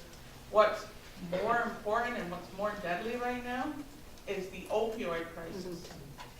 So I think you've got to kind of look at the both of them and how they affect it, because I hear nothing on any strategy to address the opioid epidemic here. It's not just here, it's everywhere. Well, Patty, I'm sorry for mentioning your name, but those concerns been addressed. Like we're already having those discussions, and yes, this is a real big item here. But what's happening right now, and this is the thing that I keep stressing at our working table, is we got to separate the two. We got to separate the medicinal and the recreational marijuana. Recreational marijuana is coming fast, and it's going to be here, and it's already here, to tell you the truth. And there's no regulations on nothing. It's just full-fledged. It's in our schools. Our kids are getting access to it and everything. But the thing is, we got to keep the two, medicinal and recreational cannabis, separate. So right now, all the discussions here today is to be on the recreational cannabis. The medicinal purpose of the cannabis is already being regulated by the federal government. It's really, really strict to get in there and get your licenses. And all we have to do, and there's issues there where we have to stay federal on this. We can't go provincial on this. We have to stay federal. And one thing that's happening already is the Ontario's already establishing their regulations and how to distribute and permitting and whatnot. While Quebec's is different. They're still establishing theirs. So, and we're caught in the middle again, because we deal with 3 districts. We deal with Canada, Ontario, Quebec, and the United States. So we have to move forward, and this is why we're having these sessions, is we need this information coming back from the community, how they want to proceed. So let's not mix up the medicinal and the recreational. Let's keep it a separate document. The medicinal will be handled in a different fashion. It's because there's already regulations and there's already permits and licensings going down on that. But if you keep it separate and you go to the community with just recreational, what you're creating in this demographic of our community, you're creating a bias. And that could negatively impact the people that are benefiting from the medical marijuana. Really, when you look at it, it's the CBD, the derivative of that. Yeah, we understand that, so that's why it's gotta be, to me, we have to separate the two. There'll be another one probably coming forth on the medicinal purposes of it. And I understand there's a lot of people already benefiting from it. So, but this is the recreational part that we have to stay focused on, because this is the one that's heavily coming. We understand the benefits from other people that are using the medicinal purpose of it. But this one is, to me, I feel we should separate it, even though they all come from the same plant. But this is the one that's gonna be, you're gonna see it everywhere. I think a fair representation would to come at it in a two-pronged sense. And on the same slide, you talk about medical marijuana and you talk about the recreational. Because if you create that bias, there's no going back. Okay, then if that's what the community wants, and then that information should be forwarded on this survey, or other questions that you want comments to comment on it, and then we can start doing that. Okay. All right, we have a couple other questions we have over here. Yes. Have you thought about the percentage of surveys that you want returned? I'm only saying that because I think you need to, in order to get a true answer from the community, you need to reach a certain percentage. You mentioned earlier about how there's no attendance at your focus meetings and stuff, so it's maybe something to consider. And also, I guess, I know at our district meeting, I did bring up, the work of the 7 leads. How is this impacting them, or is it more with the medicinal? They're more, they're 100%. I think right now, as they're saying, they're 100% medicinal, but they asked to come into our working group table, but we're kind of hesitant on allowing them. It's because that's that biased opinion, even though they have a lot of information. So we have to be careful on who we bring in. We don't want the thing to be biased. We want it to be fair. And we're talking about putting canvassers out there and we're doing a formula at random on who we're gonna go door to door to try and see to get the information that we have. We want just a random formula that we're gonna use to try and get the numbers that we need to get a good concrete data based on how. It will only be an indicator though, right? So once we go legislatively, there's a whole process in its own for enacting legislation. Done. Yep. No? No? 7 leagues, they're a personal and private business, right? Yes. So Mohawk Council, stay out of their business, let them do whatever they're gonna do. They wanna come to your table, but you're going in a whole total different direction, it sounds like. And she brought up this intoxicant law. Anyway, I think that was mentioned about 4 or 5 months ago when you brought this up at a meeting. We got an opinion on that, right? So the way it's worded in there says anything that's prohibited or determined under the Controlled Substance Act, right? So once it becomes legal in Canada, it's no longer illegal under those laws. Doesn't apply any longer when it becomes legal in Canada. That's how it's worded. So, one of the. Did you ask the community? I mean, this isn't a new thing. We've been talking about it for it seems like a year now. Well, we've been talking about it for 20 years. All the drugs in the community, and we, the community, have been asking different councils over the years what they're going to do about the addictions in the community. We have so many drugs out there, and now every meeting it seems like we're talking about the marijuana and you want to sell it, the recreation. We have so many problems with our young people or all people with drug problems, and I'm totally not for those. Let's make it clear that the discussion around cannabis is not in any way, shape to either get people off of opiates or to make sure that they're not, right? We're not looking to ban cannabis and hope that everybody starts smoking, right? So they are two separate things. There is a strategy in which Mohawk Council has implemented for the opiate addictions. Yes, there is an issue in our community, but it is not all entirely related to this, although it is a drug, right, as it is now. But the thing is that we need to know what the community's thoughts are just on this, right? And we have to look at kind of the facts. The government's going to introduce legislation that says you're now able to have it to a certain quantity. The government's going to introduce legislation that says you can grow it in your backyard, and you can basically smoke marijuana in a public forum, provided that you don't have a pound with you type thing. There will be the ability for businesses to open up and start selling this, right? And we need to know what people's thoughts are on this. But at the same time, is there an opportunity as the local government to be able to look at a business model, meaning that we have a distribution center only in one part of the community, right? So Sny and St. Regis probably doesn't make any sense because people will be coming up through the border, and who's going to buy it? It's going to be our own people. But should we look at the dispensary, authorizing a dispensary, say on Cornwall Island or Hamilton Island or something like that, right? Because there's potentially, if the market that we're going after is non-Indigenous people, there's potentially a market to be had, and there's some revenue to be turned. Whether it be the Mohawk Council doing it or a community business doing it, right? Which means creates jobs, helps the economy. These are the kind of thoughts that we need people, the community, to start thinking about if that's where we want to go. Because if you look at the southern side, they have gas stations and they have manufacturers of cigarettes. And the tribal council gets a percentage per gallon, gets a percentage per carton. The Mohawk Council on this side gets nothing from the sale of any gasoline, it gets nothing from the sale, well, tobacco, very minimal. So what we're saying is perhaps we should look at getting ahead of the curve and how we could benefit. Because otherwise, we're just another commodity, perhaps an opportunity that we didn't seize upon when we seen it coming, right? And that's kind of the thought in which we're trying to stir with the community. We have no perceived notion of where we want to go with this, except for bring it to the community. Maybe there's some opportunities, right? Maybe, what is that? Do you think that's a great opportunity? If not, then we continue to say no. That's kind of where we're at, right? And that's what we're hoping through some of the survey indications, what people will say.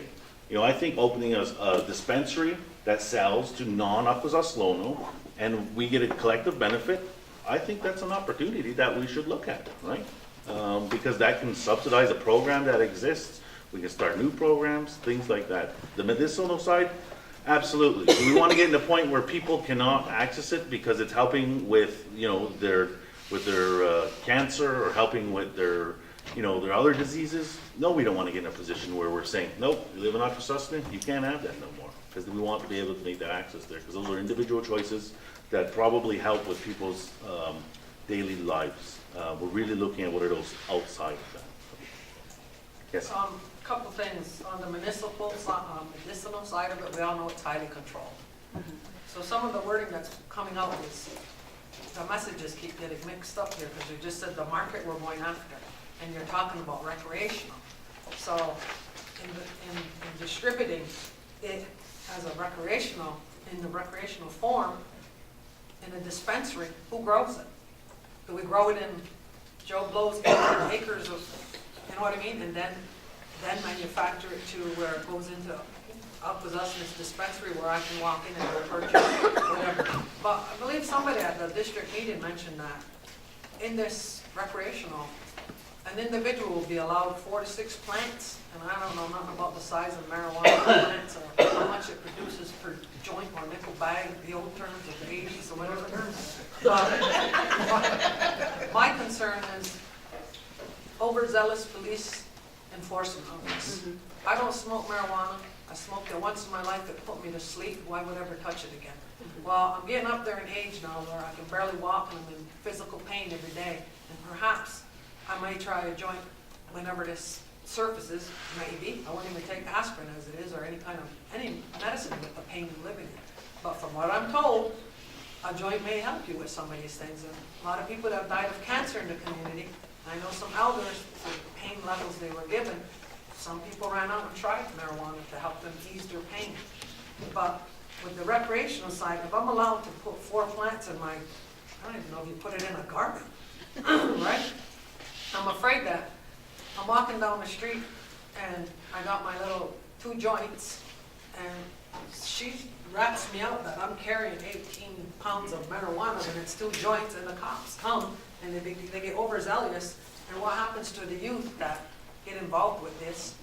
And we all know that the public perception is not a good one towards police sometimes, and how First Nations youth are treated, just in general, let alone our own law enforcement. So I'm concerned about those areas of the enforcement side, of the recreational side. Now, the medical marijuana side, I agree with some of the comments that were made of. They're two separate issues. So when it's presented and how it's presented, the messages can't get mixed up to, like what you just said about, we're looking at the market we're going after, but we were talking about recreational. So why would you go after a market? No, I said if we were to go after the market and it wasn't a recreational site. If we were to go after a market in it, Yes. where would it be grown? Well, I think that through the process that being put in place, that the federal license ones will have to supply the recreations, right? So getting a recreational license, from my understanding, doesn't mean you get a license to grow it in your back. You grow it in your factory, sell it out the front door. They're two separate. You're either authorized to, well, you potentially probably could be authorized to grow and sell, but if you're only a seller, you have to buy from the grower, the licensed grower. A federally licensed? Yeah, that's right, yes, No recreational? yeah. Okay, that's clear now. So, Oh, as for the age, when you mentioned Quebec and Ontario, well, that's a good question because of the youth situation and the opioid situation too. okay, there was a question over here. Yeah, I was just confused because when I asked April, I said, you talked about the federal law being passed, and I said, then you talk about distribution and sale, and you said we're not doing that. And then, Greg, Chief, when you said the exploration into the distribution and the economic benefit lead that could potentially come from it, I'm hearing two different things. So if I'm hearing two different things, the community may be hearing two different things. Basically what it is, if you want us to start exploring this, we will. And if at the end of the day means we develop an Akwesasne law that enables us to be able to regulate or ban, whatever it may be, then that's what we'll do, right? So we'll develop an Akwesasne law to reinforce what the community is saying. So it won't necessarily potentially be the application of a provincial law, it'll be our own law. But there's no sense in us going to start building a law if you're not on board of where this law is going. And that's what the purpose of these conversations is, and the survey is to determine if we should invest our time, resources, and energy into something that you're not comfortable with. And if you are, then what are those parameters of being comfortable? That's true. I just want to close out the loop on my question. When you say you're going to develop a law, there's no longer any identification of the law. It would be a community law that the federal government recognizes. So who's going to enforce that? Do the Mohawk police enforce community laws, or are you going to have compliance officers? And what's the legal ramifications if they're given a ticket? Yeah. No, those are things we'll have to continue to examine. But the other thing is that before we move along is that, is it fair to be in a position where we say you're not able to have it and put ourselves in an enforcement frenzy? Yeah. You know what I mean? So it's not available, you can't grow it. So now you have, 10 houses down the road growing 4 plants, who's gonna go out there? So we want to put ourselves in a position where we said we're gonna do something, we probably may not be able to do it, and it's gonna cost us a whack of change, So we have to think about what the reasonableness is on this sort of thing. Just to close it real quick, the survey is gonna, once the survey is all completed and get all the data, that's gonna give us all the direction on how to proceed and next steps. And all this discussion we're having here today is next steps. We're already going into next steps, we didn't even finish the first part yet. So let's get to the first part first, collect all that data, then we'll go towards the next step. Yes. Okay? I understand everybody's concern, but let's start the process going. Yes. His has been up for a while. They sell CBD oil, they don't call it hookers for that. A lot of people over there use it for the pain. And they say it doesn't get you high, but that's part of the medicinal parts of you're being sold on this. But that should be out of your question, it's just about the growing and the medical part. And plus, we used to have hemp growing here for a long time, and that's where CBD oils are coming from, out of the hemp plants. They used to use it for ropes and stuff that they used to make a long time ago. So it used to all, there's no law against it a long time ago. Especially the hemp. Deb? I just didn't hear any community members on that task force. Yeah, there's. I did not there's a lot hear of people. anybody's name that was a community member on that task force. And I'm wondering why. When this thing, this thing is all done and complete, like I said, that's next steps. That's next steps, we put community members on But there, you're we going, put elders you're on going there. backwards, like you should have community members involved already in your task force. Yeah, so. If that's a directive that you can, as a comment on here at the end, to put that in there. We already taken into consideration on how, and it's not created too big. When everything gets real big, barely any work gets done. Yeah, so the So thought let's keep it process small, was. directive. and Well, it's then- already paid. No. I heard 20 names on that list or whatever, and it's already paid. The thought process was, because a couple of us introduced this resolution to form it, was that to get the high level, right? So go out there, talk, start bringing in that information. Once we start, if the community wants to go down this avenue, develop legislation or regulations, that's when the community will be involved, right? Because we're virtually running out of time. Because the federal legislation comes in July. So we said, identify this committee, do high level work, gauge the community, report back, and council decides what next steps are, and the community would be absolutely involved in it right there. So, guess in the back first, and then, wait, there's one here. Go ahead. My name is Tara Cook, and I actually have a question. When you talk about these medicinal opportunities you have either for Cornwall Island or Hamilton Island, my question would be, along with that, doesn't it come like your policies, your regulations, federally, you have to actually abide by these certain laws, these certain rules? Does that also mean that you're trying to make Cornwall Island a municipality in order to pass through these regulations that are required by the federal government? Is that like a requirement when you No. want to put in a distribution center? No. You have to go by their policies and their rules? No, as I mentioned earlier, we would look at what the community wants. If the community wants to go down this, we would develop legislation that pertains to that, and with community involvement, right? So part of good governance and also having, exercising what is the best interest of the community, we have to have these rules in place, right? And that's through laws that we develop that are approved by the community through the approval process. So then Canada would have no say over anything that goes on in these distribution centers? So that's It's potential, yes. no, not potentially. It has to be something that the people understand that it's not going to go forward without them saying what can and cannot happen federally by the government. Yeah. Because there's also eminent domain that It's- exists. Because we spoke earlier about the distribution and the growing, there was a question of how the distributors get the growing. So obviously there may be, have to have some involvement of the federal government on the growing side because they license the people that grow, right? We have not ruled out where this is going to go. So if it's going to be, if there's going to be involvement from the federal government, if there's not going to be, those discussions had not started to be had. Because, as I said earlier, we need to know what the community is thinking. Because if the community is not wanting us to invest time, energy, resources into doing anything around this, and then that we won't. Well, you also talk about something of the nature as far as you have to be a member, you have to have all of these rules that you have in place. Well, it's not a secret that I'm not a member of Akwesasne because of the simple fact that you're a corporation. I am not a corporate Indian. So I don't follow your rules, I don't follow your policies. So I guess I'm not in good standings, but I'm still an Indian. This is still my land. So where does that leave people like me to actually have any say over kind of what's going on anywhere on our territory? Because everything that you guys do or you put forth doesn't always make sense.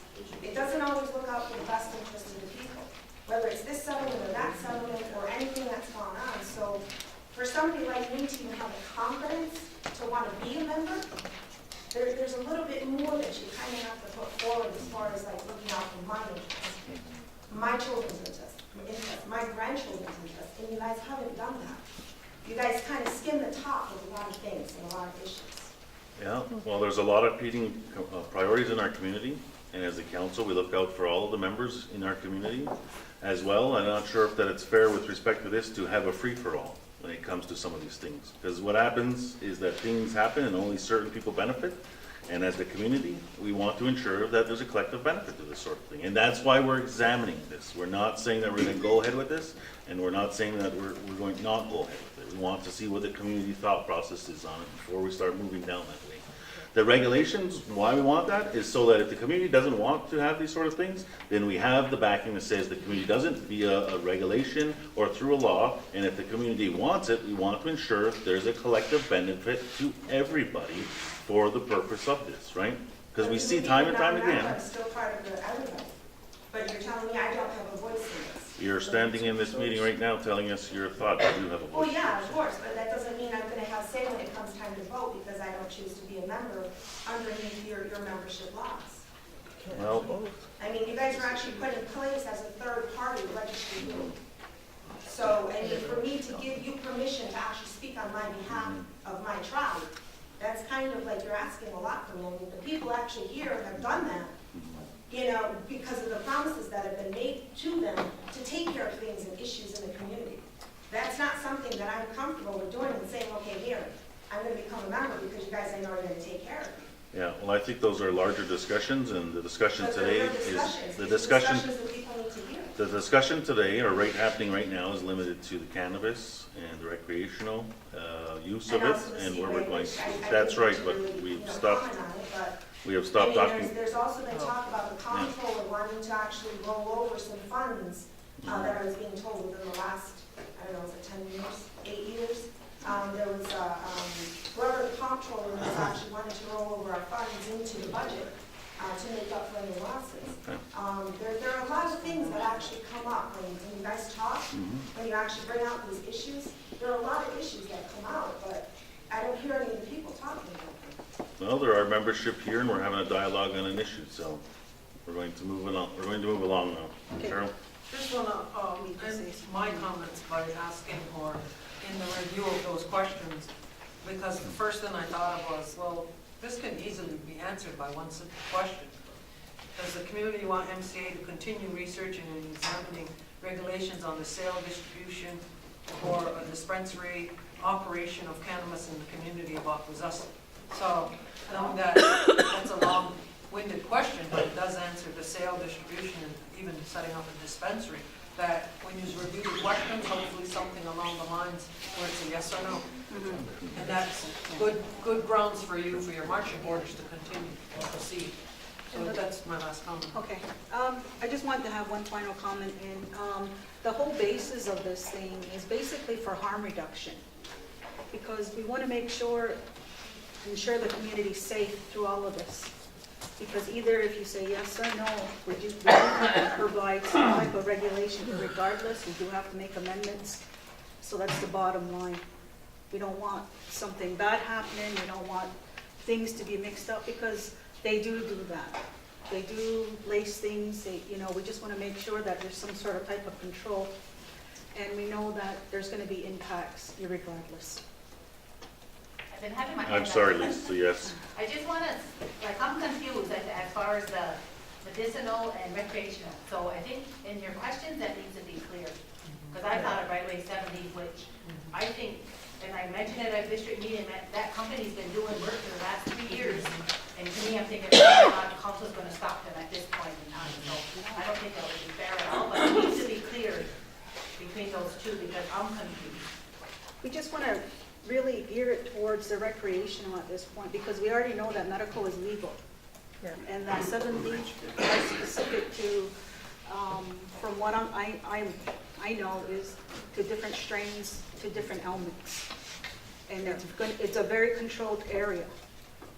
Was that just announced because it's coming to the end of your term, so all the work that's going to be done, you know what I mean? July's going to come quick. So Which was announced. that they're becoming. So It's probably in the last year. Yeah. The last year. We are a bit behind, but I mean, there's been a lot, it's happening fast everywhere. So, over here to Troy, and then here, and then. So what we don't want to happen is what's currently taking place in Tyendinaga. They have about a dozen dispensaries. They're all at war with each other. They're backstabbing each other. They're making products geared towards kids. So cannabis in the form of gummy bears, cookies, brownies. We're really fearful that might happen if we do not take a stance one way or another. So that's why we created this group. That's why we're unrolling this survey to say, what does the community of Akwesasne want?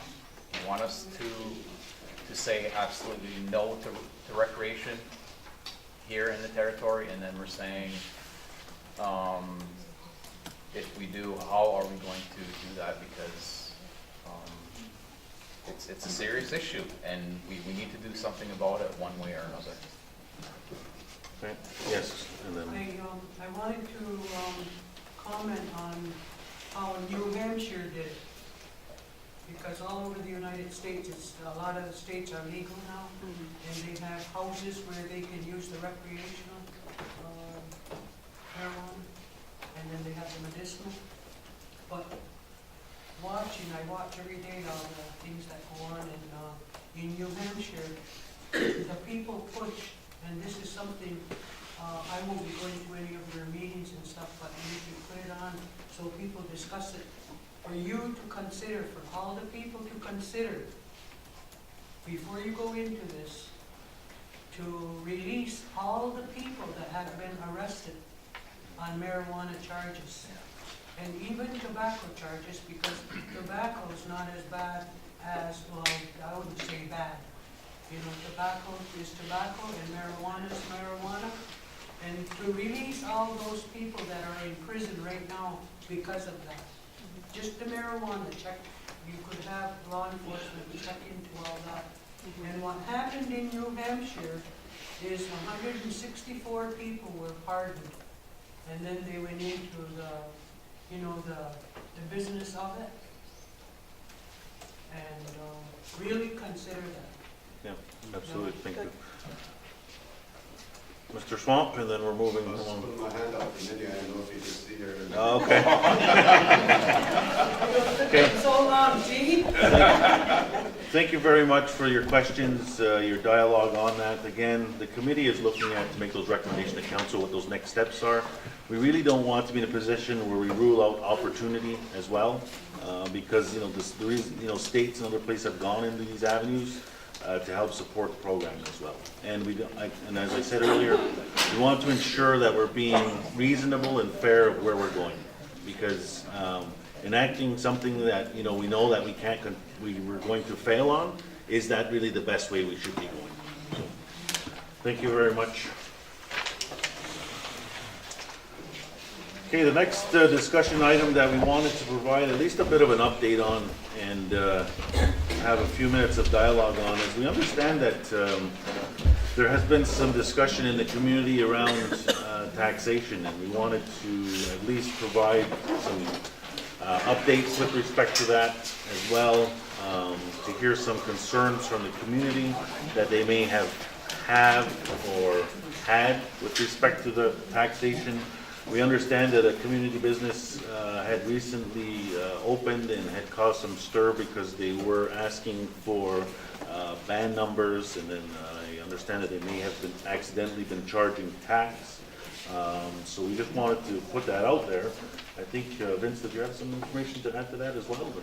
Yes, what I did was I'm working with our communications department right now, and I went to Tim Hortons, and again, I went this morning, and here's a receipt that I have. If anybody wants to come up and look at it, there's absolutely no tax collected on what your purchases at Tim Hortons. What I did was got this same order, went to Cornwall, purchased the same stuff over there, and I bring that and I'm putting it on the Facebook to our communications, and they're going to compare the two.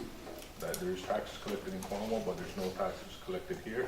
And I also got a release. We're making a release in agreement with Tim Hortons and the, how would you say, the owners of the Tim Hortons on a joint release on state and soul.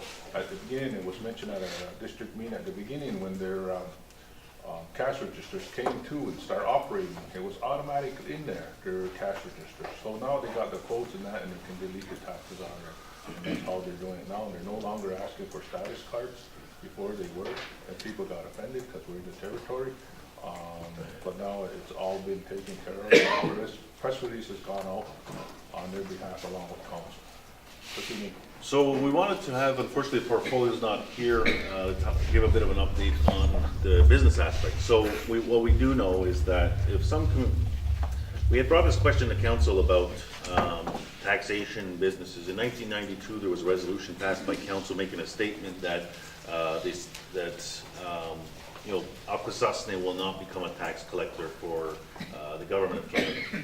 And it was brought to our attention and asked whether or not, council supports that. Absolutely, we continue to support that our community will not be tax collectors for the government. But at the same time, being the local government, we do not want to be in a position where we're hindering any businesses from growing within our community. If business owners choose to participate in the system on the outside, and that it puts them in positions where they have to do reporting, we don't want to say that you can't do that, and we don't want to be in a position to say that that's what you have to do. Those are those individual business owners' decisions. As well, we do know that since 1992, the tax fight, as it exists now, Indians are not charged tax for purchases that are destined for the reserve, and if there's a business on reserve, they're not charged tax. By law, the laws say that if a business is on reserve and selling stuff to non-natives, they should be charging tax. So that's where we run into a bit of an issue here, because we say that we're not tax collectors. If a business chooses to not file any Canada revenue agencies, only stays a Mohawk business, does cash transactions, doesn't get a business number with Canada or Ontario, and just continues to do the business within our community, your risk of running into any issues with the tax man or the Canada Revenue Agency is mitigated. If you choose, a business person chooses to go outside and do other business with, bid on contracts or other things like that, you do run a bit of a risk, but we don't feel that it's our role to say you should be or shouldn't be, because each individual business can make that decision on their business model and make an informed decision on their business model as to what the benefits and what the disadvantages are. We do know that there have been a number of cases tried and have gone to the Supreme Court that have ruled that in certain circumstances taxation does apply on reserve, i.e. when a business is registered, potentially as a franchise, is registered on reserve or is located on reserve but is selling to non-natives, they're supposed to be charging tax to those non-natives. That's what the laws have come out to say. There's a number of cases that it's been tax has been gone up the legal framework, and they have not been beneficial to Akwesasne, or sorry, to Mohawks or to Indians as abroad in certain circumstances. So having said that, it puts us in a tough position where if we are to litigate any implications of taxation, it's probably not going to be beneficial to us in the courts, because there's a lot of case law already against businesses doing business off reserve, either companies or things like that. So it's really, why I'm telling you that, because it really is, it's a bit cloudy. What is straightforward is that we don't support any businesses entering into positions where they may be compromising, but again, we don't want to tell any business how they can and cannot do their what their business model is, because we really do need the economy around here to be stirred. We do need jobs in our community, but we also don't want to be in a position where we're violating anybody's rights. That's our own right. So that's just a bit of prefix. We're open to questions and comments, thoughts, and what your yes. I think what stirred a lot of the people being upset at the district meeting and going over was Jim's presentation, which kind of tied into the Tim Hortons situation, where once again, in how it was presented on the quota cigarettes to the Hamilton Island, whatever they're proposing to set up over there. I think that's what the messages got crossed here again to what you're saying as far as, so free enterprise, right?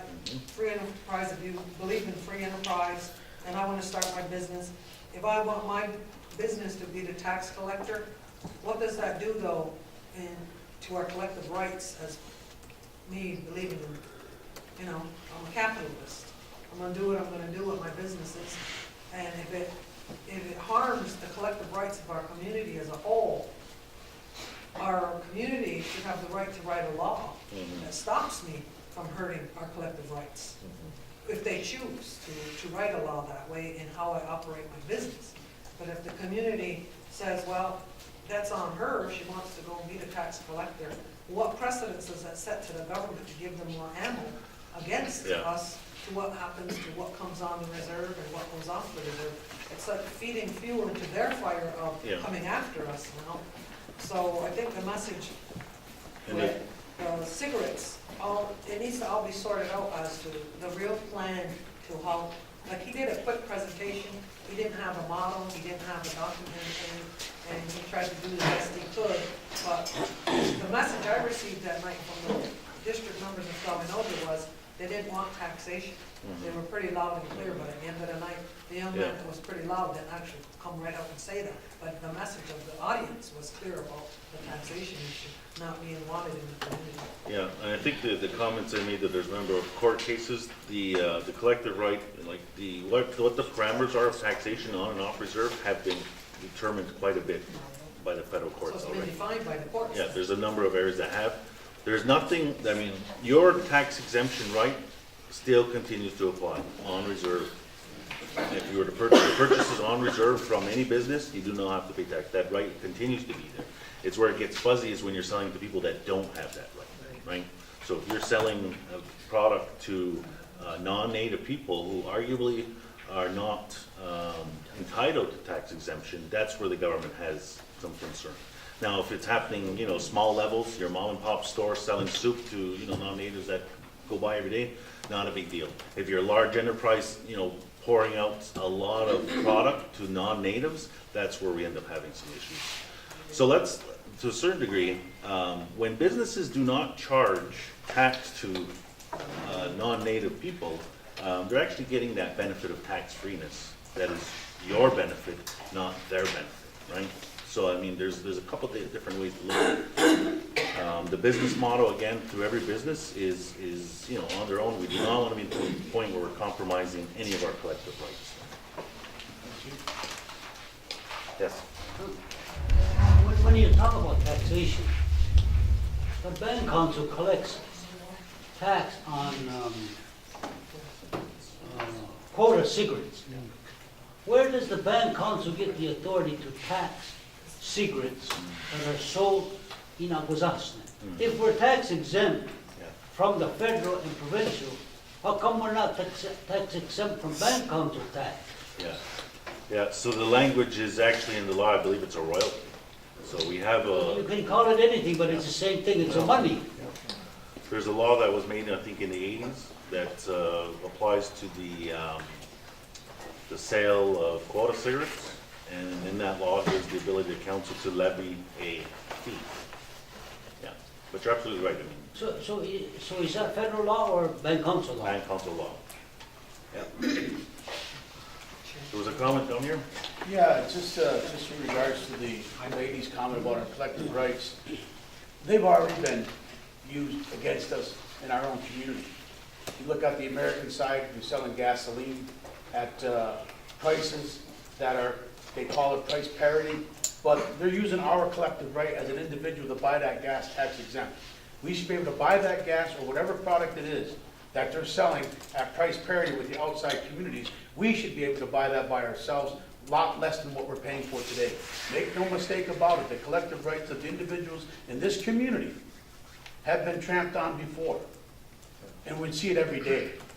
This is not the situation that we want on our so-called northern portion of Akwesasne. We're trying to work through that. And on the issue of the royalty fee or taxation or whatever you want to call it, that employs our people to be compliance officers, to make sure that these businesses are complying to whatever laws that have been passed through the community. And on the issue of the cannabis situation, we've had a situation here going back, and I'm not going to address it in full detail, but the reason why we have to have our own rules and regulations, you just have to take a look back at the 1990s, what happened on the American side with the casinos. That's why you have to have rules and regulations. If you have people carte blanche to go off on their own, you're going to run into trouble, and we did. And that's why we, as a collective group, as leaders up here, have to ensure that the collective rights of the individuals and the children that are coming back behind us do not live through those types of turmoil for such a small few that benefit. Because that was a very dark time in our history. And make no mistake about it. Marijuana, we've seen this issue before. And this issue came, I wasn't alive at that time, but this issue was here, but it was alcohol. Alcohol was prohibition in the United States. Alcohol was legal in Canada. And what happened back then is what's going to happen the same with marijuana, because it's not legal in some states in New York, in the United States right now. Vermont just passed a law that they're going to legalize marijuana. So it behooves us as leaders to push this ball along. Yes, in certain task force groups and work communities, we have not invited the public as of yet because we have to get on the ball. July 1st is right around the corner. Those people will come on board after the initial process has started. And we have to, because if we don't, we're going to get behind the ball again. And what we don't want to have happen is some of those things that have happened in our history before to repeat itself. When history repeats itself, then we're to blame. Yeah. And we're not trying to do that. Thank you. Yes. I think too, and I know I said it at my district meeting, I look to my leadership to protect our collective rights, and one of them is taxation. So I was in a big uproar when I heard they were charging taxes, and I think that same place charges taxes on their gas. So all in the same breath, they're saying, you don't control what they're doing, but we're letting them, you're all saying, we let them do that. And then the opiate addiction thing is a bigger thing than the whole recreational, in my opinion, recreational use. And there's been, when you're talking about it now, you're doing task groups and stuff, but there's been no real action on that. And I think our community has already suffered years and years with the opiate, so maybe that should be a priority too. Yeah, absolutely. So the statement about businesses doing what they want, right, is if they're not compromising our individual members' rights, then that's their business decision. So by them collecting taxes from Indians, that's a compromise. That's compromising our rights. By them not charging taxes, that's a preservation of their right. So if they have to charge tax to non-Indians, that's the business decision that they have made there. So that's when I say that they have to make those decisions. If they're too overreaching and they're breaking, they're compromising or jeopardizing our collective rights, then yes, we will intervene. And in this case, they're not. Yes. I beg to differ with him on the 1990, but it's a long discussion that shouldn't be held here to hold up everybody's time. But I have all the facts and figures and the deaths and who was responsible for the deaths. And it wasn't us. And it wasn't on the other side either. It was from both sides, and most of it coming from over here. And the only difference in the end, when the dust settled, you guys got millions of dollars from the Canadian government. Yeah. So let's not, there's a lot more discussion in that. I have all the documentation. We went into a RICO case that they couldn't push on us, and we reversed that RICO case on all the police agencies, including the MCA, et cetera, et cetera, et cetera. And we were on the winning until the lawyer asked us to back off, asked us to settle.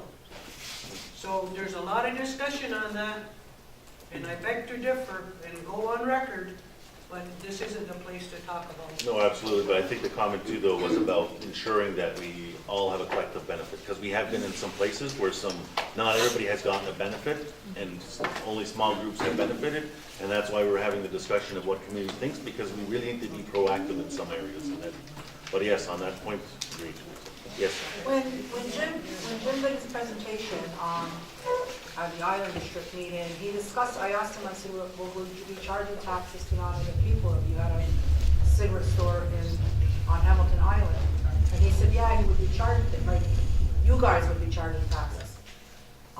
Does that not open doors on our preservation of our tax exempt rights? Aren't you not opening the door to let taxes come in?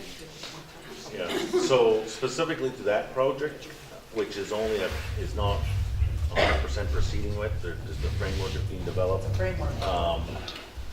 So the concept is that a fee would be charged to It's a tax. anybody in that instance, yes. So there is, like, I get to a certain, but again, it goes back to ensuring that everybody has a benefit from those sales, and specifically around this is tobacco. But, you know, I have a lot of reservations about that project. They are moving it forward, and I hopefully, you know, cautiously, and you can ask any member of council here, I've been a very vocal person on that project moving forward. I may have signed the agreement, and I'll tell you that I signed that agreement because council makes the decisions, not April Benedict, not the Grand Chief.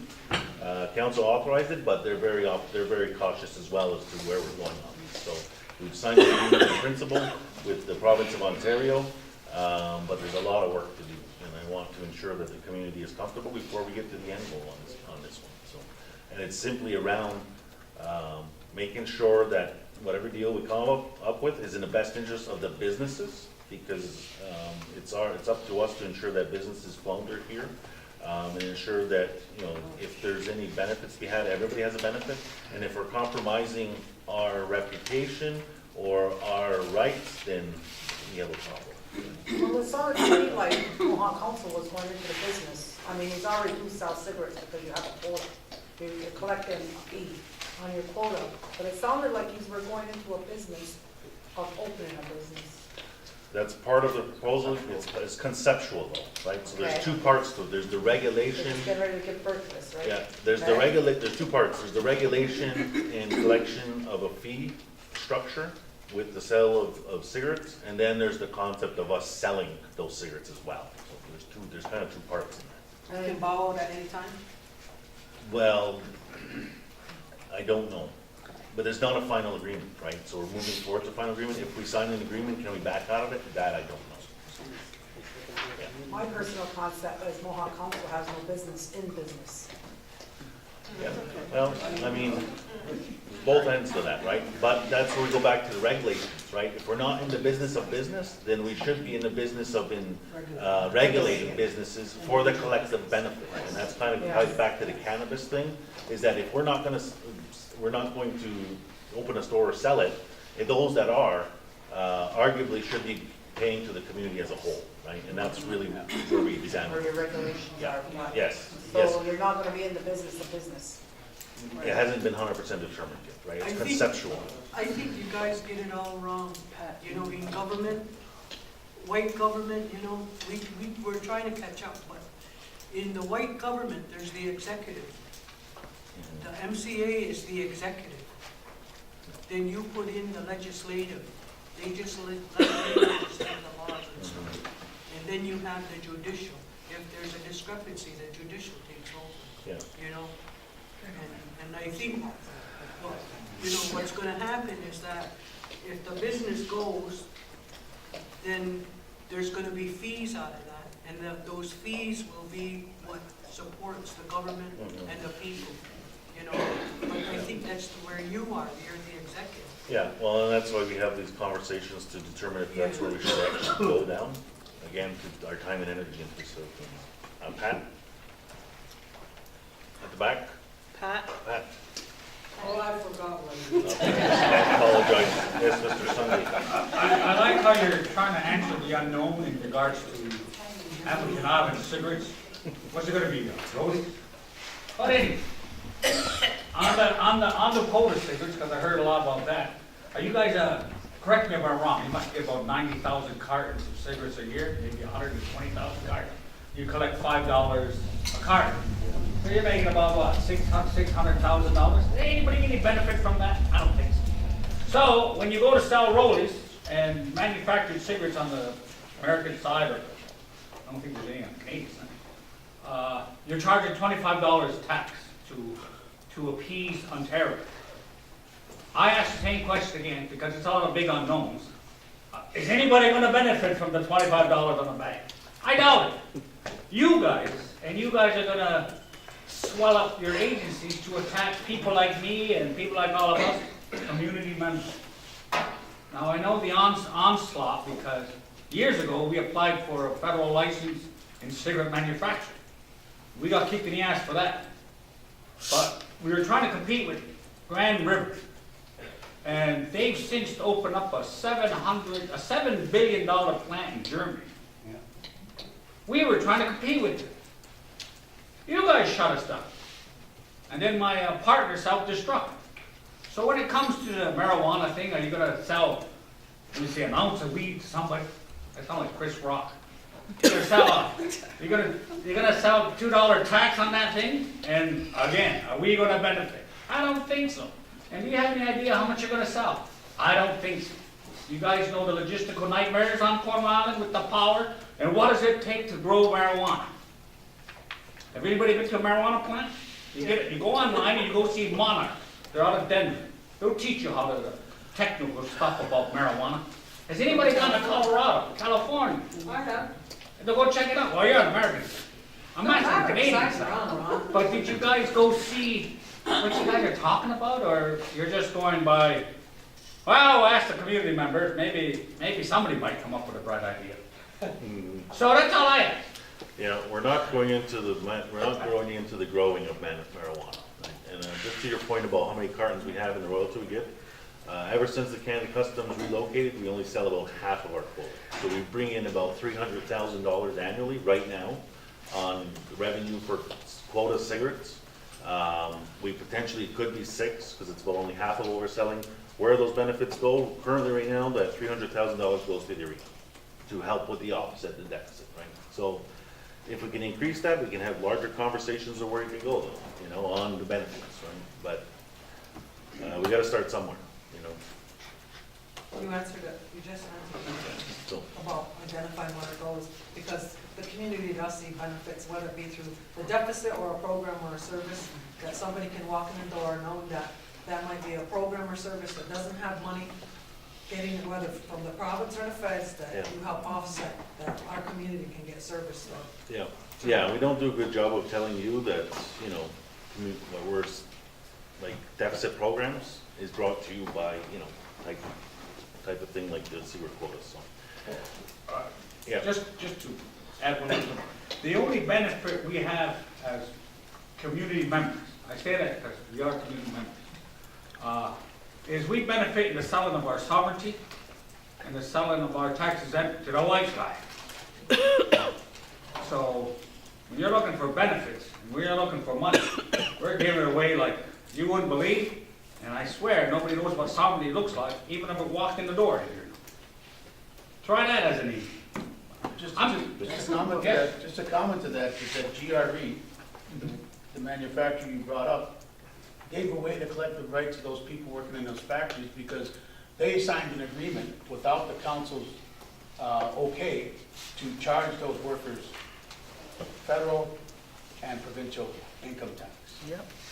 So off the backs of that collective right of that community, that's what GRE has done for the benefit of a few. And I know the owners there because I've dealt with them. So I liken it to Tarbell factory. I'm not going to mention any names. Well, yeah, sure, Just to bring up a point that you're bringing up. But GRE's plant is in Germany. No, they have one in Germany, they have one in Six Nations as well. And that plant that's on Six Nations gave up the collective right of those individuals of that community for so-called sovereignty of taxation of those individuals working on a native territory. So let that sink in for a bit. No. Yeah. Okay. Yes. The only thing I'm asking is the next time we have a morning meeting of some kind, if there could be some water for us. Yeah, our apologies and Yeah. We were going off of it, we put all over the table. no, I thank you for that. We'll ensure. Okay, so we're going to move along. We wanted to at least hear what some of your thoughts, opinions on that, provide you with what we know and where things are at. We'll continue to monitor cases, and I know that businesses as they start coming forward to grow, most businesses have been at our door to be transparent and open to us of where they're going and ask for our supports, right? So that we have those dialogues to ensure that they're not entering into positions that have been described, where collective rights are being lost or that individuals are being, are benefiting individually, not collectively. Okay, I have another question. Yes. When Tim Hortons was getting in the process, the business people were getting in the process of going into business, were you guys a part of that? Nope. Not, In any way, like, what, did you have your foot in that, in their doorway? they, In any way? as all businesses had to do environmental assessment, so they had to complete environmental assessment. They had to, that business had applied for some grant money, so they had to follow that process as well. So, were you a part of them when they had legal, doing all their framework? Were you guys a part of that? No. As we would not be That's with a any private other business. community business. But those franchises on reserve exist in other places, right? So, we've had conversations with those local business, with those local communities where they already exist. There's been no concerns thus far. It's always I mean, we don't want to be in a position where we're not allowing businesses to grow and jobs to happen, right? Hey, we're all for our business growing, we're all for it. So it's always a fine line of where our involvement is, because we do not want to be hindering job growth. We need the jobs in this community. So some of these big things that are happening in the community, I can tell you that, you know, for the 7 leagues and for the tobacco, they have all been forthcoming to council and said, you know, this is what we're doing, and been very transparent with us. When we end up in positions, apply for licenses and things, and they tell us how it's gonna be, and they're going to tax us, that's not always welcomed very warmly on our end. But all of the bigger ones that are happening now are very open and transparent with council, by far, all the way. So, when the approach of a business owner is the opposite, that's when we start having to think, you know, take a better look at what's going on. From the medical marijuana side of it, I believe somebody asked the question if council had formed a position to it yet. Being as it's going to be so highly federally regulated, control the environment, when does council anticipate coming out with a position to them, being as they invested all this money to get up and running right now? Yeah, I'm not, I don't know the time frame on that. Again, we're not in a position to stop jobs from happening, and we know that these investments have been made.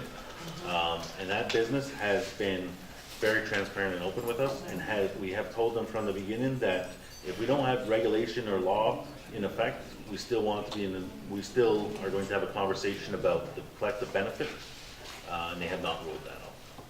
They haven't ruled it out. That's right. Yes. Because they're still going to have to abide by federal law because Yes. of their license, Yes, right? and ours when that time comes. And taxation part of their corporation, they'll have to abide by all the. I don't know the particulars on that. Yes, in the back? Yeah, but that was my question is, are they gonna be bringing in taxes? Because to me, I think they're gonna grow it and stuff and sell it.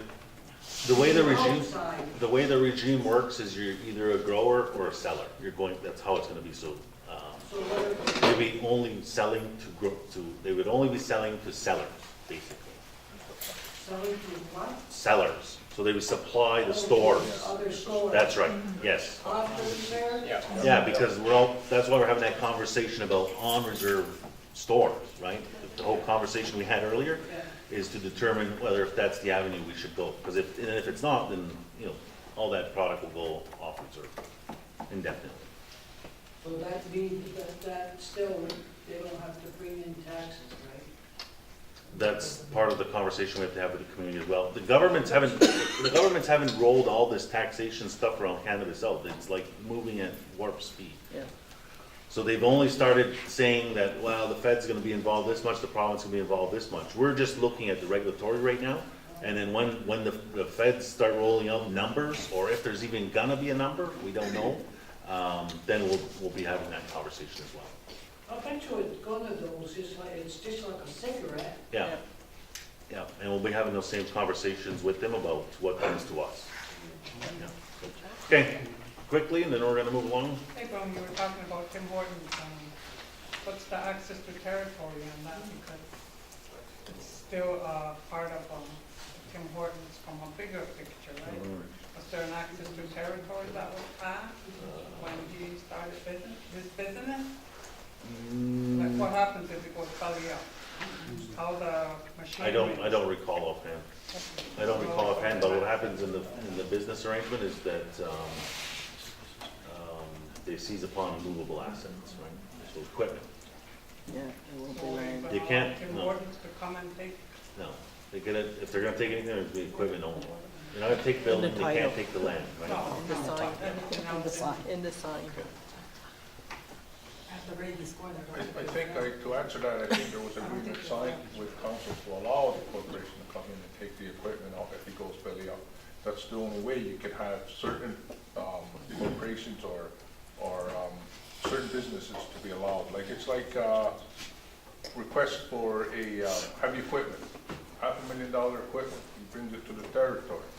Then he goes belly up. That company that sold him that property wants to have the permission to come here without hindrance of council to repossess that property, which they can, you know? And in order for them to get that, we have to, like Grand Chief said, that we have to allow these businesses to prevail. Now, if that happens to him, again, that's an individual that elected not to, be successful on that. Negligent business, I don't know what he done. That's not our fault that he did that, but we have to allow these things to happen in order for these businesses to come here. And if that equipment is part of his business, then we have to allow these corporations to come in and take back their equipment if the business is going. that's why I'm talking about access to territory. Yeah. Yeah, there may have been one done. It's, in certain situations, it's freeway. There may have been one done there, but it's very similar to any other business like Vince described for the purpose of coming after the equipment that they said that they would give up if you don't pay the bill. But there's also limitations where they can't go, like rapidly go look for this thing. It's gotta be at this place of business. Okay? Yes. Just further information on the medicinal marijuana plant, and the Grand Chief had alluded that they're selling to sellers. The medicinal marijuana plant will be selling to people who provide the pharmacies that give out the prescriptions for the medical marijuana. It's not going to be medical marijuana going to recreational users.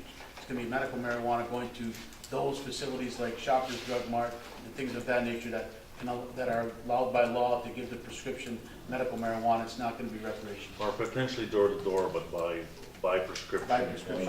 Right, it's not by order, it's by prescription only, in the medical industry. That's why when we talk about it's already heavily established and regulated. Okay, we're gonna turn now to business from the floor. I know that we've gone through the lunch hour, so I want to entertain any business or questions, comments that people may have for council or of the like. Yes? I'd like some information on the language law that one of the district chiefs was talking about. On which The law? language Oh, the law. language law. What is it? Somebody have any information on that? Here would be Louise or Joe. Yeah, so the two members that are involved in that is Chief Joe and Chief Louise, and they're not here at the moment. So is there gonna have to be a law developed for that? No, so If what we you're do, talking about language law. well, what we do know is the federal government is moving towards introducing legislation that establishes a language law at the federal level. What those parameters are, I'm not exactly sure, because I'm not too entirely versed in it. I would assume it's something that provides the ability for the federal government, gives the recognition that language is important in indigenous communities, and then gives the government the ability to support language initiatives. Right? So there are legislation that, like in Quebec, that talks about, Quebecism and how, French Language Act, very similar, but it'll be Indigenous Language Act. What it translates into on the ground will probably be additional supports for language preservation in language schools and things like that. But we will get more information for you for the next general meeting, exactly what that means. It will not be, we're not looking at enacting a law right now in our community that's called a language act. That was my question. Okay, so what happens if somebody doesn't speak it? Do they get banished from the community if there's a law in place? Yeah. That was just my thought on it. No, it's a principle-based And law. if somebody is a Mohawk speaker and works for Mohawk Council, do they get more pay for that? Just stuff like that. Yeah. Just that AFN has a working group on the language law, and that's where Joe and Louise sit. And we can get the update from them on what's going on at the federal level. Yeah. through AFN. Tony? The Prime Minister had over a year ago, announced that there was going to be a language act for First Nations or Indigenous communities. And it was mainly one of their initiatives to ensure that we could start, First Nation communities could start working on retaining their language or bringing it back. It's not to, and to have specifics like you spoke of would have to be something we did here, and we don't intend on doing that. The law itself is supposed to assist First Nations in regaining their language in their communities. So as Grand Chief mentioned, it's a way to tap into funding because they have this whole funding pot just for language as well. So they're trying to create this act so that the language can have a stronger leg to stand on in the future. Because you've heard many years ago how you lose your language, you lose your identity as a First Nation or Indigenous person. So it's a concept they're using to try to help us restore our languages in our communities. Okay. Yes.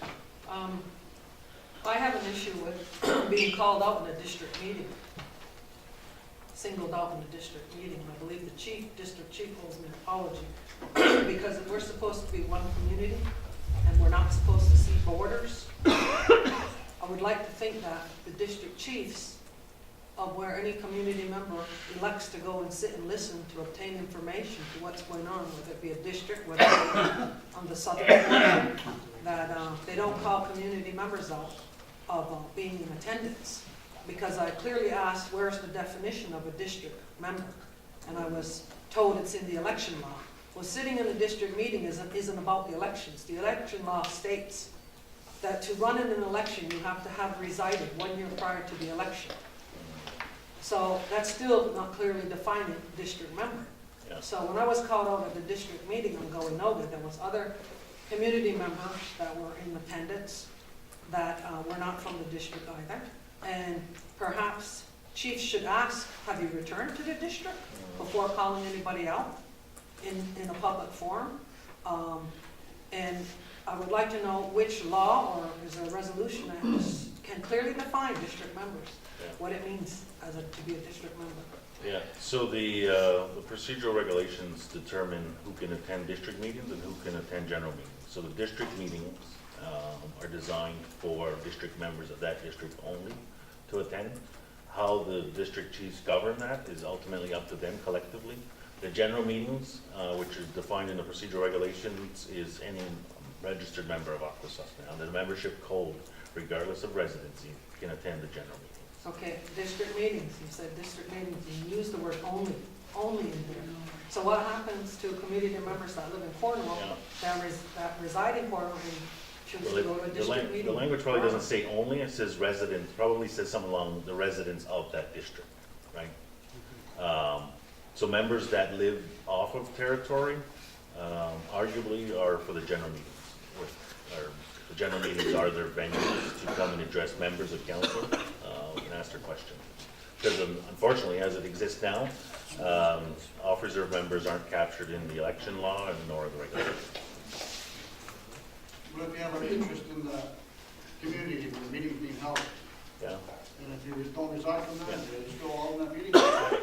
Again, it's ultimately up to the district chiefs of how they want to regulate their own district meetings. I can't tell them how they're going to do it. I can tell you where it's derived from, and that's the procedural regulations. But as far as the apology, we can speak afterwards. And we just recognize that there's a guest that doesn't reside in the district, and we ask the community members who are residing here if it's okay for them to sit in the meeting, and then that's it. Yeah. We get the direction from the community. Yeah. And I think ultimately it's up to the district if they're comfortable. Yes. You're gonna start saying, okay, I'm new at this, okay? Yeah. You're gonna start saying, I can only go to a meeting on Cornwall Island because I reside on Cornwall Island. You just created a division. Yeah, it's district meetings though. But you're still creating a division for the community. I'm not arguing with you about this. I think that our laws and regulations need to be more. When I say you, I'm not just saying. No, I know, but I think they need to be more inclusive of everybody, but I'm just telling you where that derives from, is the procedural regulations say district meetings are for individuals which live in that district. Yes? I think for a long time ago, it used to be like that, where they said you have to live on the island. But we do the same thing lately, is if somebody comes in and we know they don't live on the island, we tell them they're there and they ask the people that are there, do you mind? Yeah.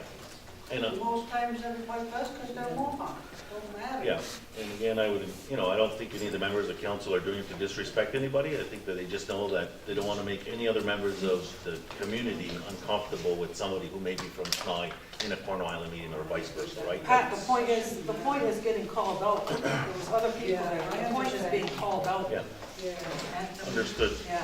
Understood, and I will talk with members about how they do that.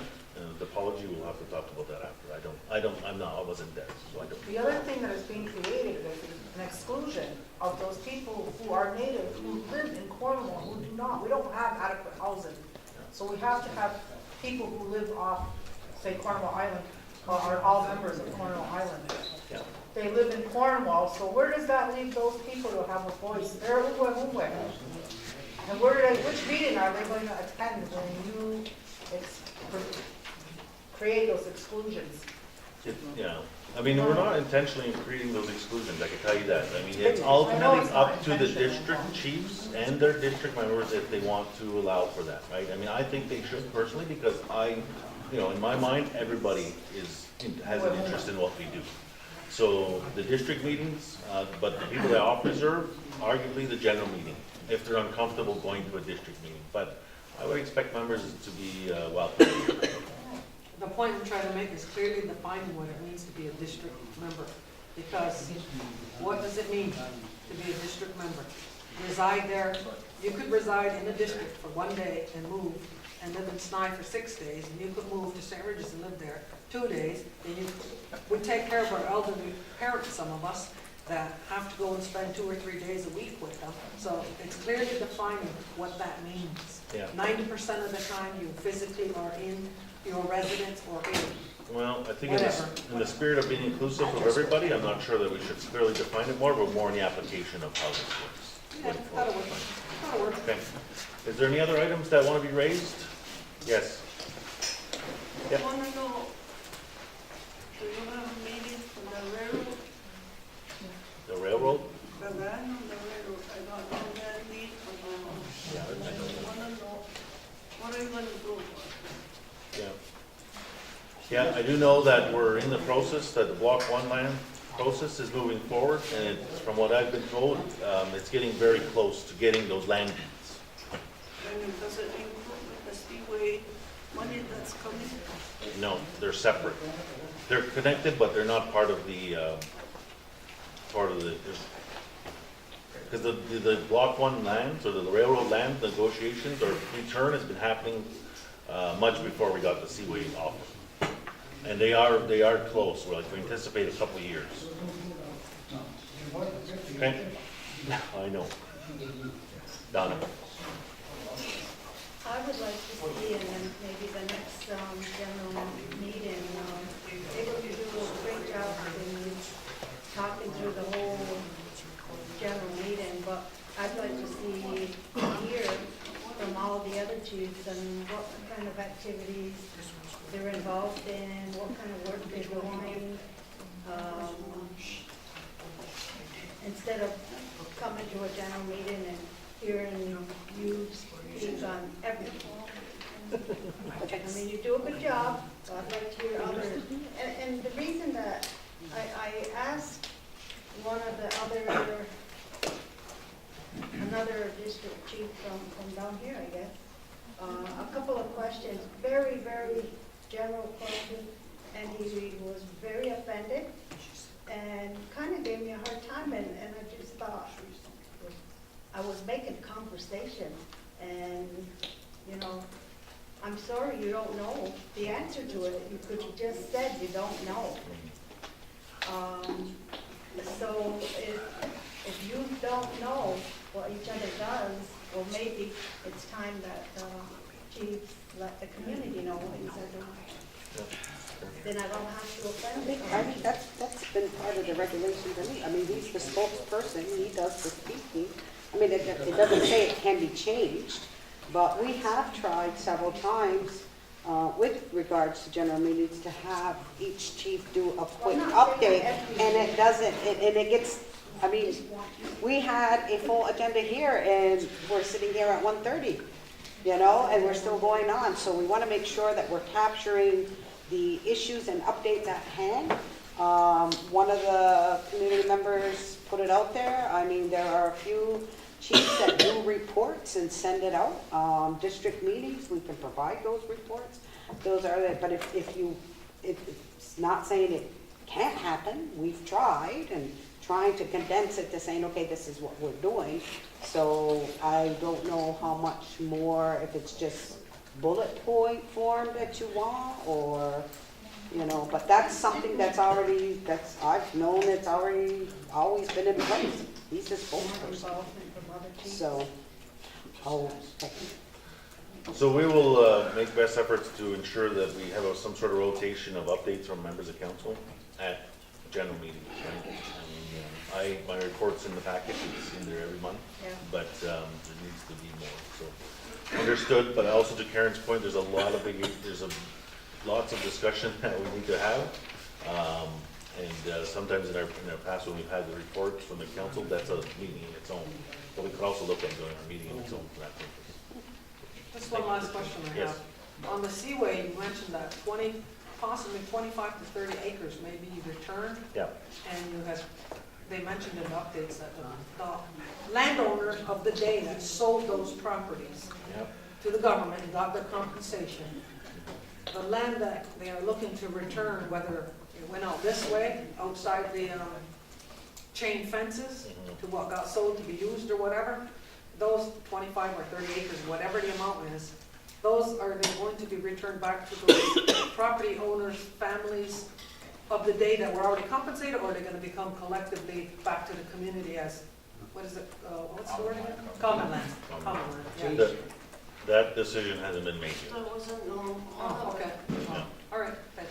Because one of the things, though, we want to ensure is that people have access to those lands as well.